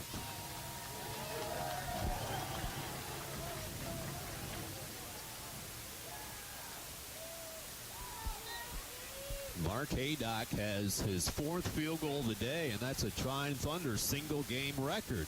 Previous record was 3 by a couple of people. The first field goal gave the Thunder their first points of the day. They were down 7-3 early in the second. Hope back, 1st and 15 after that penalty. They throw it left side, but he sails Jake Helm on the left sideline, incomplete at the 38. It's 2nd down and 15 for Hope after they inexplicably came out of the chains of possession with a delay of game. We saw that really haunt Albion earlier this year, and now Hope has it happen. That's not a mistake you can make in a close game. Trine leads at 25-21 with 9:38 to play. 2nd down 15. Ball at their own 30 at the right hash. Split backs in the backfield. Shotgun snap. Kish back to throw. Dancing. Throws it deep left sideline. Makes the catch. In stride for a first down at midfield. Up to the 45, and he's dragged down into Trine territory at the 40. A great play in stride as they connect with Alex Van Vliet on his 4th catch of the year. Yeah, and unfortunately, Konopka got caught looking at the quarterback when the ball came down, and right when the ball hit the receiver's hands, he already had to make a play. Van Vliet had 37 catches, 5 touchdowns his senior year at Montague, Michigan. 25-21 is the Trine Thunder lead. Hope back to throw. They throw it into the flat, leaping catch, juggled and incomplete at the 35. Tried to secure that ball against his body, Matt Kroll did, near the right hash of the 35, but it fell down to the turf, incomplete. Hope a 2nd down and 10 from the Trine 39. Yeah, and Kroll's one of those players that's really key in this offense right now, and Trine's doing a really good job at keeping him in front and really guarding him. And we talk about it. This year's defense, one of the biggest differences, not only the pass rush, but these corners. Winters and Daniels have done a fantastic job at locking guys down. 25-21 Thunder, 9:16 to play. 2nd and 9 from the Trine Thunder. 2nd and 10 from the Trine Thunder 39. Play fake. He pitches it to the right side. Boersma at the 40. Cuts it inside to his left at the 35. And then he's pinwheeled down by Mayhorner all the way down near the 30 at the right side, near the 31. A pivot and a toss sweep. Kind of a sideways pitch out to Boersma. He gains 8. 3rd down and 2 for Hope. With the wind in their face, you would think this would be 4 down territory. Trine leads 25-21 on senior day with 8:47 left. Matt Kroll jogs out to the left side. 26th in the nation in catches. Jake Helm in motion from right to left. Kish with a straight eye behind him under center. Handoff. Boersma, and Malik Miles lights him up on the left side. Malik Miles was in the backfield. He connects with Boersma at about the time Boersma had that handoff. It looked as though Malik Miles was shot out of a cannon. He loses 2. Talk about getting into your playbook, looking at the scouts. It's almost as if Malik Miles had their playbook, read the play perfectly, got in the backfield. I mean, literally, right when the quarterback handed off the football, he made that play. Trying to get the crowd fired up. It's a 4th down and 3 from the Trine Thunder 32 with the ball near the left hash. Trine is up by 4 with 7:58 to play. Helm in motion from left to right. Kish under center. Handoff. Boersma sweep to the right. 30. Cuts it in, and he has a first down as he blasts on the right sideline to the 25. A gutsy play call that time by Dean Krebs, needing 3 or 4 yards on 4th down. They hand it off to Borsma. They move the sticks. And we talk about the strength and size of these offensive linemen, the Hope offensive line and defensive line as well, respectively. They have done a great job using their strength and size in the trenches to move the ball. 25-21 Thunder with 7:33 to play. 1st and 10. Ball from the Thunder. 25. Handout. Borsma again. He's hit right up the middle by Taylor James as he plugs the gap. Borsma, gain of only 1 at the right hash. Zach's had the workload today. He should be over 100 yards for the 3rd time unofficially in his career, but Borsma leaves. Kluzik replaces him. Remember, Chris Lee, their leading rusher, is not available today. He's been dealing with injuries the last several weeks. 25-21 Thunder. Inside 7 minutes to play on Senior Day. Absolutely needing a win.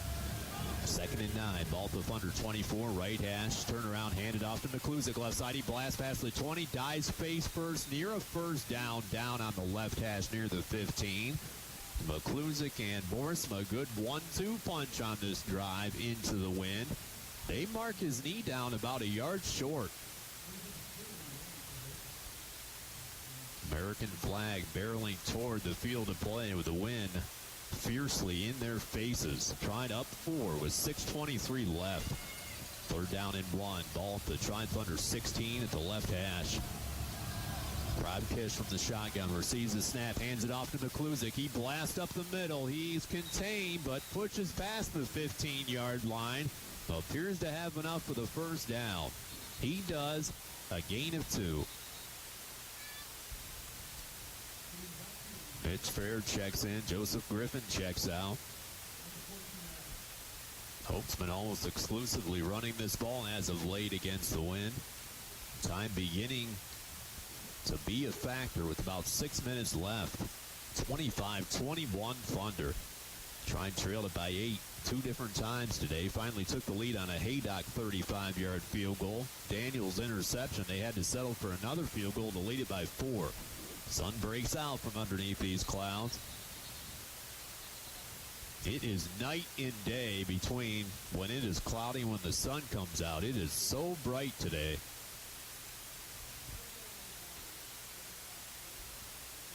Game clock situation. Trine, remember, they used a timeout early in this half. They have 2 left. Hope has all 3 remaining. It's been a gutsy drive for Hope against the wind, with the Thunder leading at 25-21 with 6:08 to play. 1st down and 10. Ball at the Trine Thunder 14 in the center of the field. 2 wide receivers, 2 backs in the backfield. Handoff right side. McClusick stops, picks his way right hash past the 10. He blasts. The ball comes loose inside the 10.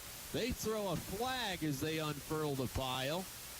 Trine pointing their way. Hope hoping they garnered this ball back. Hope has it back. They gain possession, but there's a late flag thrown in by the official from the sideline.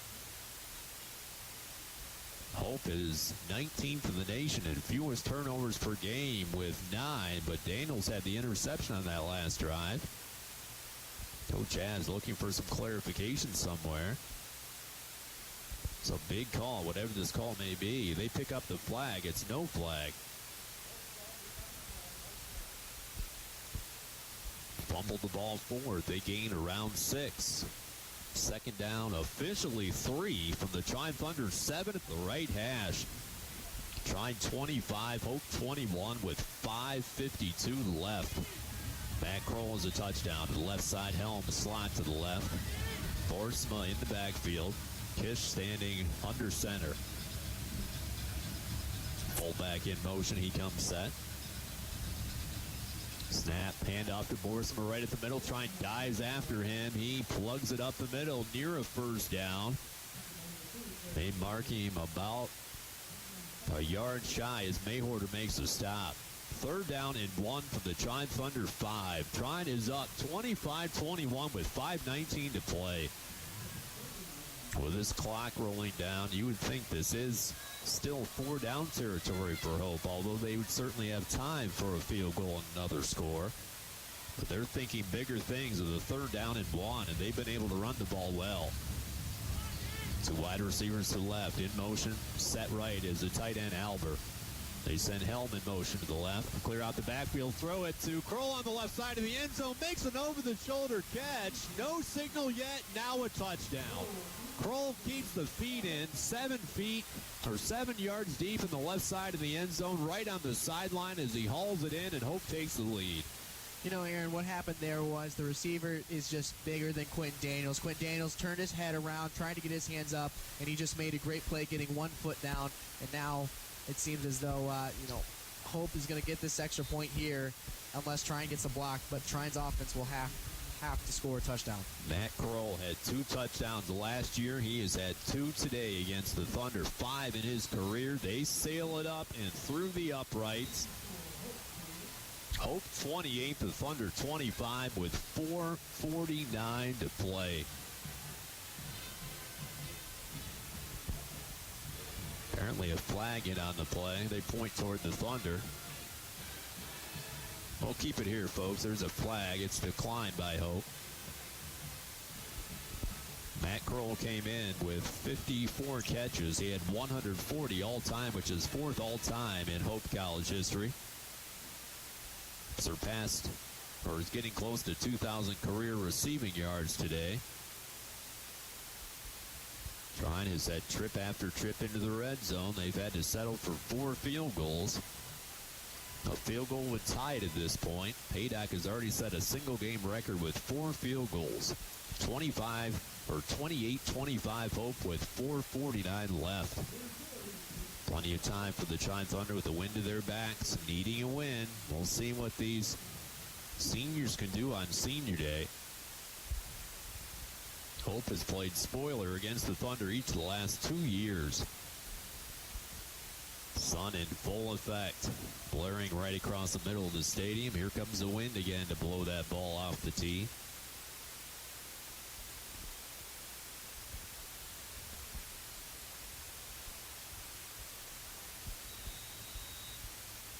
Big time drive by Hope against the wind to take the lead. The run up and the kick. It's a returnable kick. Barnett gives way to Hayes, makes the catch 15 to the 20. Right at the middle, Hayes to the 25 to the 30, and he's stacked up and thrown back. Trine Thunder offense heads out, down 3 with 4:43 left. You know, Aaron, you may like these odds here with the wind to your back. You have the momentum. You're only down 3 points, so if you kick a field goal, you could tie the game. And then also, the defense has been playing phenomenal. Trine's done a great job with over 28 minutes of possession, with the previous score. So hopefully the Thunder offense can put something together here. First down and 10, ball at their own 32. Center of the field, the Thunder down 3. Brandon Rose takes a shotgun snap. He throws it to the right side of the flat. Bonfilio can't make the catch. It's incomplete. They mark him out of bounds on the right sideline of the 35, and it's 2nd and 10. Brandon Rose, 27 for 43 for a career-high 326 yards and a touchdown. Cage corner, 11 catches. Andrew Bonfilio has 10. Trine down 28-25 with 4:39 to play. Trine with just 75 yards rushing. Barnett to the right side along with Bonfilio, corner to the left. Rose in the shotgun. He takes the snap. Back to throw, right sideline, caught by Bonfilio. Swivels around, steps out of bounds. A gain of around 5 on the right side. Bonfilio has 11 catches. And Frank Bucola was the running back in this game for the Thunder, not Wilson and not Carswell. 4 minutes, 33 seconds. The clock ticking here on Senior Day. A 3rd down and 5 for the Thunder for their own 37. Monumental play with the Thunder down 3 late. Back to throw, Rose in the flat. Corner makes a fingertip catch. He has enough for the first down on the left hash near the 43. Gage corner, that's a tough play. He picked that ball away from the sky and made it nestled into his fingertips for his 12th catch of the day, and the Thunder moved the sticks. Gage corner is just having a banner day, and what better day to do it on Senior Day. First down 10 for the Trine Thunder for their own 44 at the left hash. Down 3 with 4:06 left. 2 wides to the right, corner short side left, high snap, play fake to Bucola, back to throw center of the field, caught by the Thunder. Barnett a first down as he barrels into Hope College territory at the 40. Jeffrey Barnett has a gain of 15. You know, we talked about it earlier. Brandon Rose can really sling that football, and he did a great job getting it into the hands of Barnett. There's no way you're going to get an interception or a turnover. He hits the ground. It's a first down. 28-25, Hope with 3 minutes, 45 seconds to play.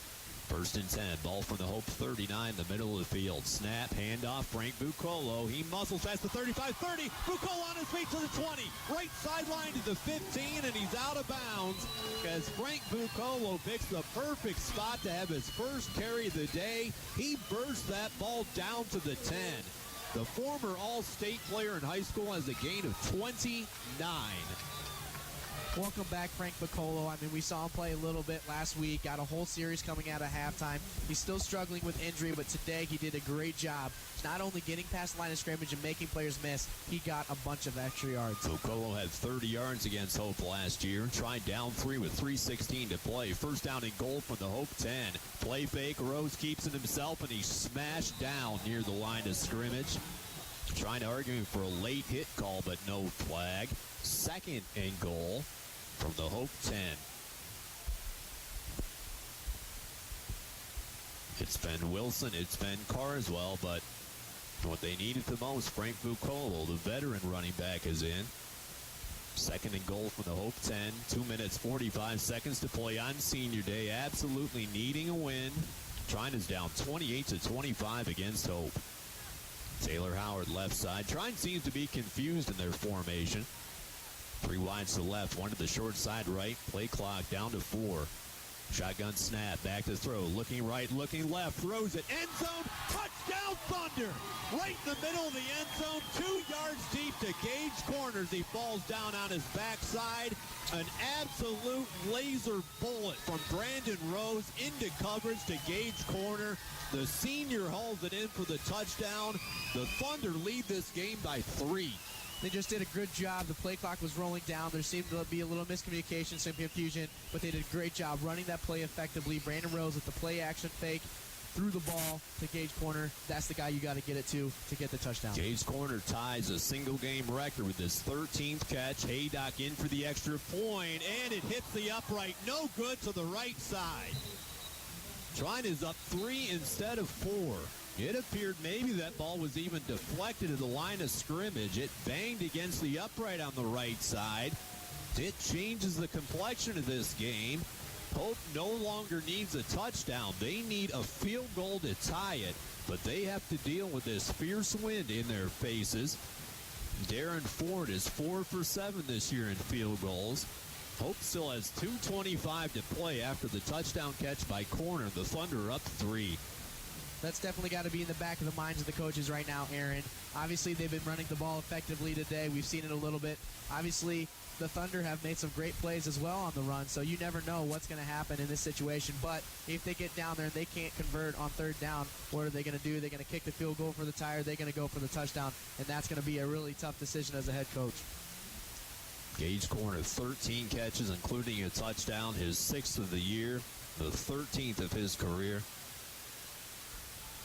Had 11 catches against Hope his sophomore year. He has 13 more today. Trine's up 31-28 with 2:25 left. Hope has all 3 timeouts left. And the most unsurprising thing of the day is the pigskin is blown off the tee again. Paul Baker had been the kickoff man most of the year, but Haydock has handled the duties the last 2. Haydock has set a single-game record with 4 field goals. The extra point no good. Appeared as though maybe it was deflected as the ball flies off the tee again, and Winters has to hand-deliver the ball basically to Haydock. Big-time return for Hope. They came in 26th in the nation in kick returns. They've had a big day today. Trying up 3 with 2:25 left. They'll run up the kick by Haydock. They'll give them a chance.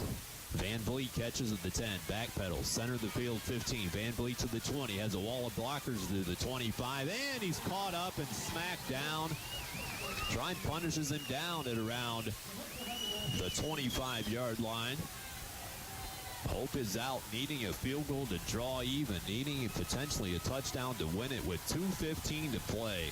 Trine knows what they need. They need a win today and a win next week to keep those title hopes alive. Just a great play on that kickoff unit. I mean, obviously he could have came back. They got to stop and pull them back a little bit. A 25-yard line and lower is where you want the football. And right now, this defense is fired up. Rob Kish, 13 for 21 for 162 yards. First down and 10. Crowd making a lot of noise from their own 26 of the right hash. Snap back. Kish turns around, hands it off to Borsma, picks his way, and is knocked down. Big hit by Michael Spears past the 25. It appeared as though he had more real estate, but Spears with the athletic stop, and Borsma has only one. And that's one of those situations where you're running to the sideline. That's really a risky play to call. Under 2 minutes to play. Trine 31, Hope 28. Second down and 9. Ball from their own 27 at the left hash. Shotgun snap, play fake, bootleg, rolls right, swings it sideline, incomplete in front of Matt Kroll at the 30 after he had sneaked away from his defender with Quentin Daniels. It is third down and 9. 1:42 left. The bell tolls here at Trine University. Trine trailed almost the entire day before Haydock gave him the lead. Hope took the lead back on a Kroll touchdown. Gage Corner caught one from 10 yards out. The Thunder up 3 with 1:42 to play. Third down and 9. Ball from their own 27 at the left hash. 3 wide receivers. Kish back to throw, steps up in the pocket. Sideline left, and it's picked off. It's intercepted by Marcus Winters on the right sideline at the 39. Marcus steps in front of the defender. The crowd comes to their feet in a standing ovation for the Trine Thunder defense. Marcus Winters with his 4th interception of the year, and the Thunder take over with 1:37 left. We talked a lot about the size differential there, and Marcus Winters made not only a great read on the ball, but he made the play, a crucial play to put this football game away. And now the Thunder, with only a minute and a half left to play, Hope's got 3 timeouts, but if they can put the ball game away right here, that's it. Trine certainly could use 1 first down in this situation. It's first down and 10 from the Hope 39 at the right hash. Trine up 3 late. Handoff Mukolo, who leaps over defender. No gain left side. Hope will call a timeout. They do. They put a stoppage to the play with 1:33 left. 31-28 is the Trine Thunder lead after the corner touchdown and the winner's INT. Trine certainly needs another first down here to feel comfortable about things, and they absolutely cannot turn the ball over. Yeah, most definitely. We talk about that all the time, and today one of the keys was to take care of the football and create turnovers, and that's exactly what they've done today. Obviously, the interception was unfortunate in the end zone. 1, you're in the red zone. 2, you definitely want to get a score, but it bounced off the receiver's hands, and it bounced in the air, and they caught it. Now in this situation right here, the Thunder have done a great job on defense with Quentin Daniels getting an interception and getting some extra yards out of that. They had to settle for a field goal, but it's okay because now Marcus Winters got a second interception of the day, and he's done a great job at guarding some of the best receivers in the MIAA conference all season. Brandon Rose, 365 yards passing, by far a career high for him. I have to take a glance at the record books for that one. Gage Corner has tied a single-game record with 13 catches. He has struck for 172 yards and a score. Second down and 11. They mark the Thunder back a yard after that loss from the Hope 40 in the center of the field. Trine up 3 with 1:33 left. Man in motion from right to left. Snap back. Handoff Mukolo right up the middle. He muscles forward for a couple of yards. Pushes the pile. Still pushing down to the Hope 37. A gain of 3. Hope calls another timeout.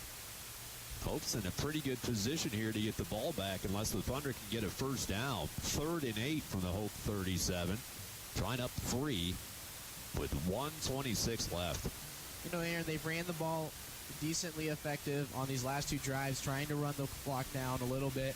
Obviously, they've shaved off about 10 seconds, and Hope has wasted 2 timeouts. So whether they get the ball back or not, that could be uneven for them a little bit in that situation, but Trine also has it open for a play action pass or even going empty like they have really well to get the first down. Like you mentioned, once they get that first down, that's pretty much the game. 1 minute, 26 seconds left. Trine 31, Hope 28. The dynamic duo of Corner and Bonfilio have combined for 24 catches, Gage with 13 and Bono with 11. Brandon Rose taking over for the injured MVP. Taylor Masowitz, career-high 365 yards and 2 touchdown strikes. 3rd down and 8. Huge play from the Hope 37 in the middle of the field. Officials blow the whistle, call a stoppage to play momentarily. Brandon Rose puts his hands into his hand warmer. Wind at their backs. Interception by Marcus Winters has set this up for the Thunder, but they need a 3rd down conversion here. 3rd and 8, ball from the Hope 37. Snap back, Rose sets up the screen right side, caught by Bonfilio, 35 to the 30. First down, 25-20. Bonfilio right hash to the 15. Trine burst for 22 yards on Bonfilio's 12th catch of the day. Hope has just one timeout left with 1:21 on the clock. The Thunder lead it by 3 as there's a Hope College player down and injured. Trying to run this clock out, but Hope turns their concern toward their injured player who's on his back at the 10-yard line. Things did not look good at times today. The Thunder trailed it at 14-6 1 point late in the second, but they scored on that dynamic touchdown from Brandon Rose to Fishback to pull within 1 at halftime. Hope had a fake punt early in the 3rd. Trying to have what they thought was a bad spot to turn the ball over on 4th down. Hope scored a touchdown by Boersma, his 2nd of the day, to lead at 21-13. Brandon Rose scampered in his first career touchdown run. The extra point they went for 2 was no good. Trine trailed at 21-19 after 3. The Mark Haydock's 35-yard field goal gave them a 1-point lead. Haydock had another field goal after Quentin Daniels' interception, make it 25-21 Thunder. Matt Kroll struck back with his 2nd touchdown catch of the day. Hope led it by 3. Gage Corner hauled it in, a 10-yard touchdown. Extra point no good. Trine up 3, and then the winner's interception. Trine goes into victory formation. They need 2 wins in their last 2 games. Rose puts the knee down. Hope can take a timeout if they elect. Clock still rolling. Trine in prime position now to take 1 more knee. This was a Trine Thunder team this year, 4-0 in games decided by 5 points or less. This is a 3-point Trine Thunder lead. Hope has already lost 3 games by 6 points or less this year. Trine on Senior Day. They're congratulating each other. People patting each other on the back on the sideline. Brandon Rose steps up, has engineered a career day today. He puts his knee down for what will be the final time if they don't call a timeout. Hope elects not to. Trine celebrates on Senior Day. Trine attempts to keep the players off the field as the clock runs out. But the officials apparently don't care. Trine wins it. Clock still rolling down at 15-14 as Trine tries to get their team off the field. Trine needed 2 wins. They had to come from behind today to do it. Haydock set a program record with 4 field goals. Gage Corner dominated from start to finish. Hauled in his 2nd game-winning touchdown of the year from 10 yards out. Had the game winner against Albion earlier. As he puts an exclamation point to Senior Day today with Brandon Rose, the career high in passing. Trine is 50% of the way there. They get the win today. They need a win next week against Adrian, and they're champions. Yeah, most definitely. And the crazy thing is, to end the game on a play like that with Bonfilio running that screenplay that they typically do on 3rd and long, they sniffed it out the whole game, and then finally to cap off the win with that play right there, getting extra yards, a lot more than they expected, and running the clock even more than they needed. Hope respectively. I mean, really a good team. You never see any situations where there's any opposition or anything going on in the trenches, and they just took the loss respectively. Really didn't want to get any timeouts, injure any players. They just did a great job today. Luckily for the Thunder, they came out on top because their motto this year is the finish, and that's exactly what they did today. How about this, folks, for symmetry? Trine has won games by 1, 2, 3, 4, and 5 points. They are 5-0 in those situations this year. This is a team who has lifted their record to 6-3 with another close win today by 3 points, as this senior class has used their veteran savvy the entire year to not panic. Even in the face of injury, the quarterback MVP from a year ago has not been available much of the second half of the season. And what else can you say for Brandon Rose? He had a career high in passing today, and he gives the Trine Thunder one final chance next week to emerge victorious as champions. Yeah, most definitely. It's crazy to think, and a really moving and motivational story for high school players looking on to go to college, and even college players right now, because after the big win against Manchester, you really think there are high hopes for this Trine team to really go undefeated, essentially, or win conference, no doubtedly. But there has definitely been a large amount of adversity. Obviously, playing a very highly ranked North Central team, losing Taylor Maswitz was a really big game changer, had some mistakes on special teams, and that game got out of hand really quick. But then Trine coming back, managing the game against Wisconsin Lutheran, did a good job. And then going into conference, a tough win against Alma, who played a really tough game against Albion today really early. And, Trine has really put their nose to the football, and they've found ways to win. And there are a lot of other teams, Division I especially, that may look like they're about to lose, but they come out with the win on top. And it's the team that fights the hardest. It's the team that wants to win the most, and the team that leaves it all on the field. And that's exactly what the Thunder did today. Trine with a victory, 31-28 against Hope. We'll be back to talk about it in just a moment. This is victorious Trine Thunder football on 88X. The free concert series at Trine University continues on Saturday, November 8th with the music department's jazz ensembles. As always, the event is free and open to the public in the beautiful Ryan Concert Hall inside the T. Firth Center for Performing Arts. The show starts at 3 o'clock and the doors open at 2. So don't miss the Trine University Jazz Ensemble Sunday, November 8th. For more information on the free concert series, just visit trine.edu/Firth. Next time on Acoustic Cafe, information about the upcoming Folk Festival Getaway, which will be upcoming next week, as a matter of fact.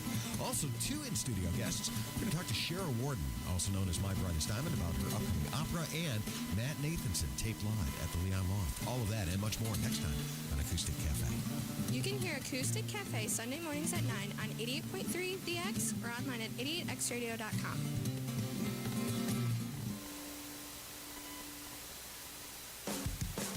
No matter what your favorite sport is, getting Thunder Blue for everyone in the family is as easy as visiting the T-Gear store.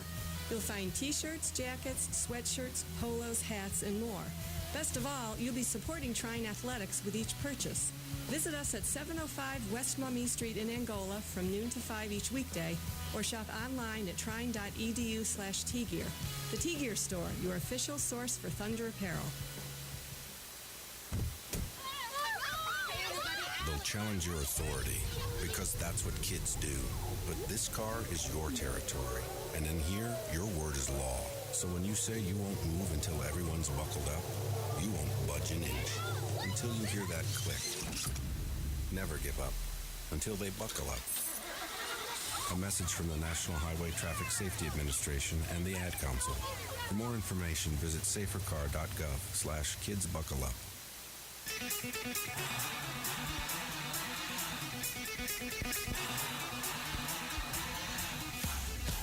Aaron Coyle, Josh Valadez back with you live from Trine University. Another thrilling close win for the Trine Thunder as they come from behind to defeat Hope here this afternoon, 31-28.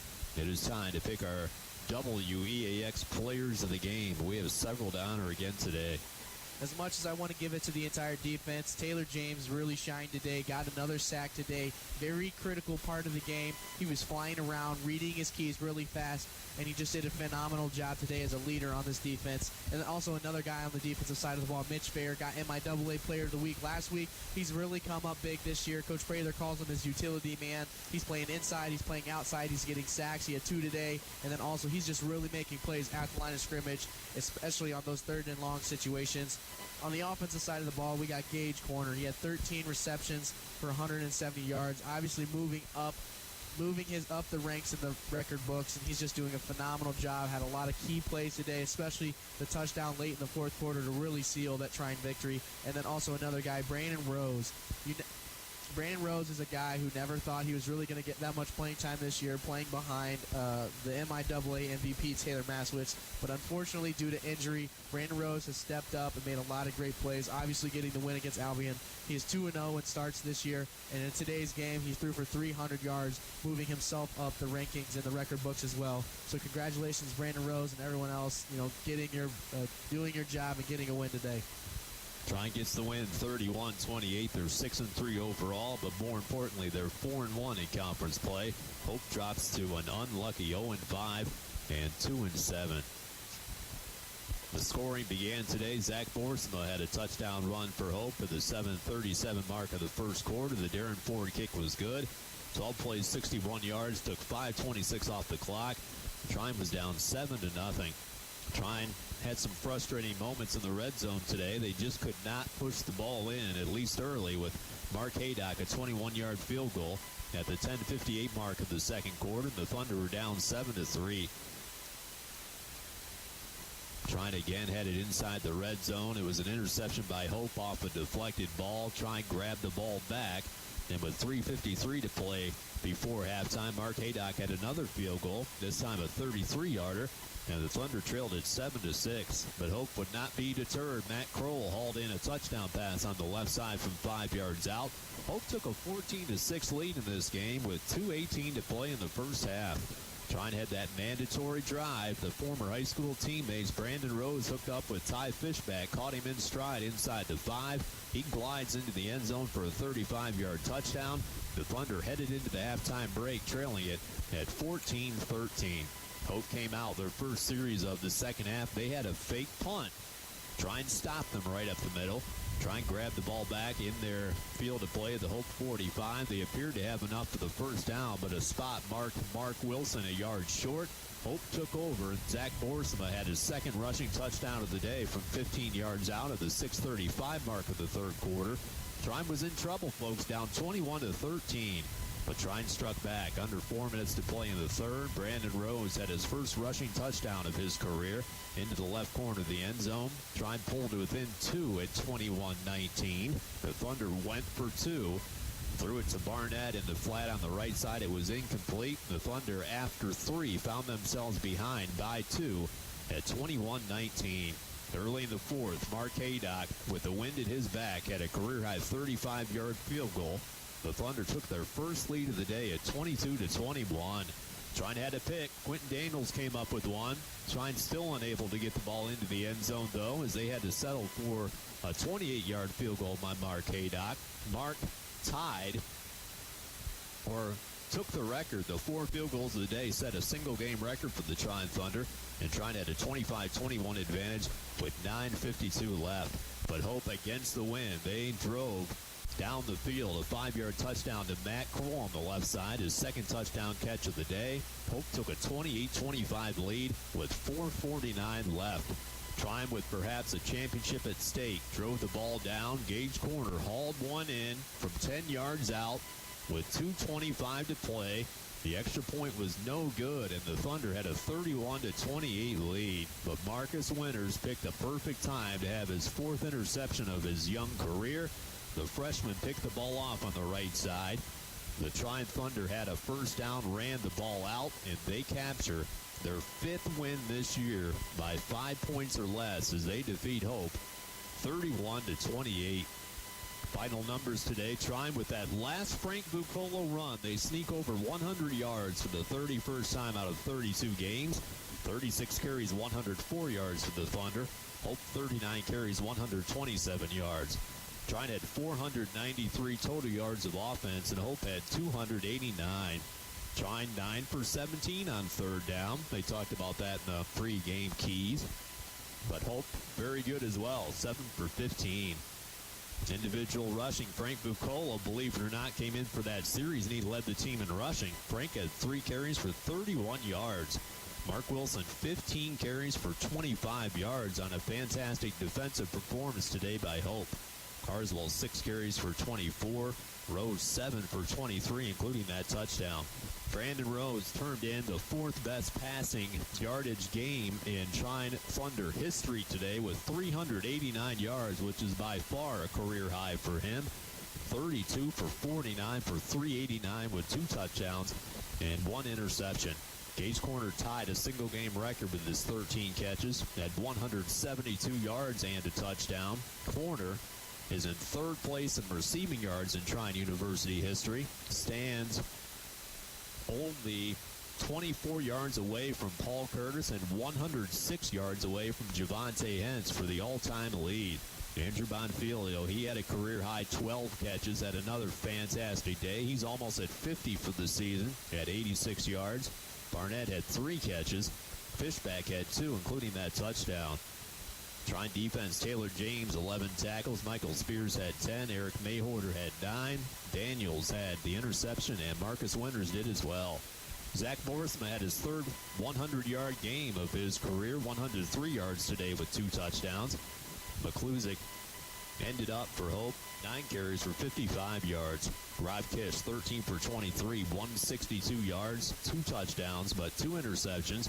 And the Thunder sacked him 4 times. Matt Kroll had 2 touchdowns. He had 4 catches for 28 yards. Helm, 3 catches. Albert, 3. Van Vliet had a big catch for a first down for Hope late in the game. And Kamani Dooley had an interception that led the team in tackles with 12. Trine wins at 31-28. They know next week what's at stake. If they travel to Adrian, which has historically been a very tough place to play, and they come out with a win, the Thunder will have their first championship since 2010. Yeah, that definitely could be a big benefit. We talked earlier on the podcast where Adrian is that team, almost that monkey on your back that you just really want to get off. There's a border brawl, there's a plaque, there's a lot of things that go into this game. And last year they took actually the past 3 years, Adrian has managed to take away Trine's hope of winning a conference championship, especially last year on senior day. And we talked about the emotions. Right now, the Thunder players, the Thunder fans, and the families and the parents are really in a good mood because not only did they win their last home game, but they also have hopes of winning MIAA title. And for the first time since 2010, it's really a big thing for this Thunder football program, being as dominant as they were in the Eric Watt era when Coach Land was here, Paul Curtis, Kent Miller, Jeff Langley, a lot of those guys, that defense was just phenomenal, getting all those interceptions, making a lot of those big plays. You had Selking, you had a lot of other guys really making critical plays, and so it's really going to be a good thing for this Thunder program, the school, and everything else around this atmosphere. Trine with a win today, 31-28.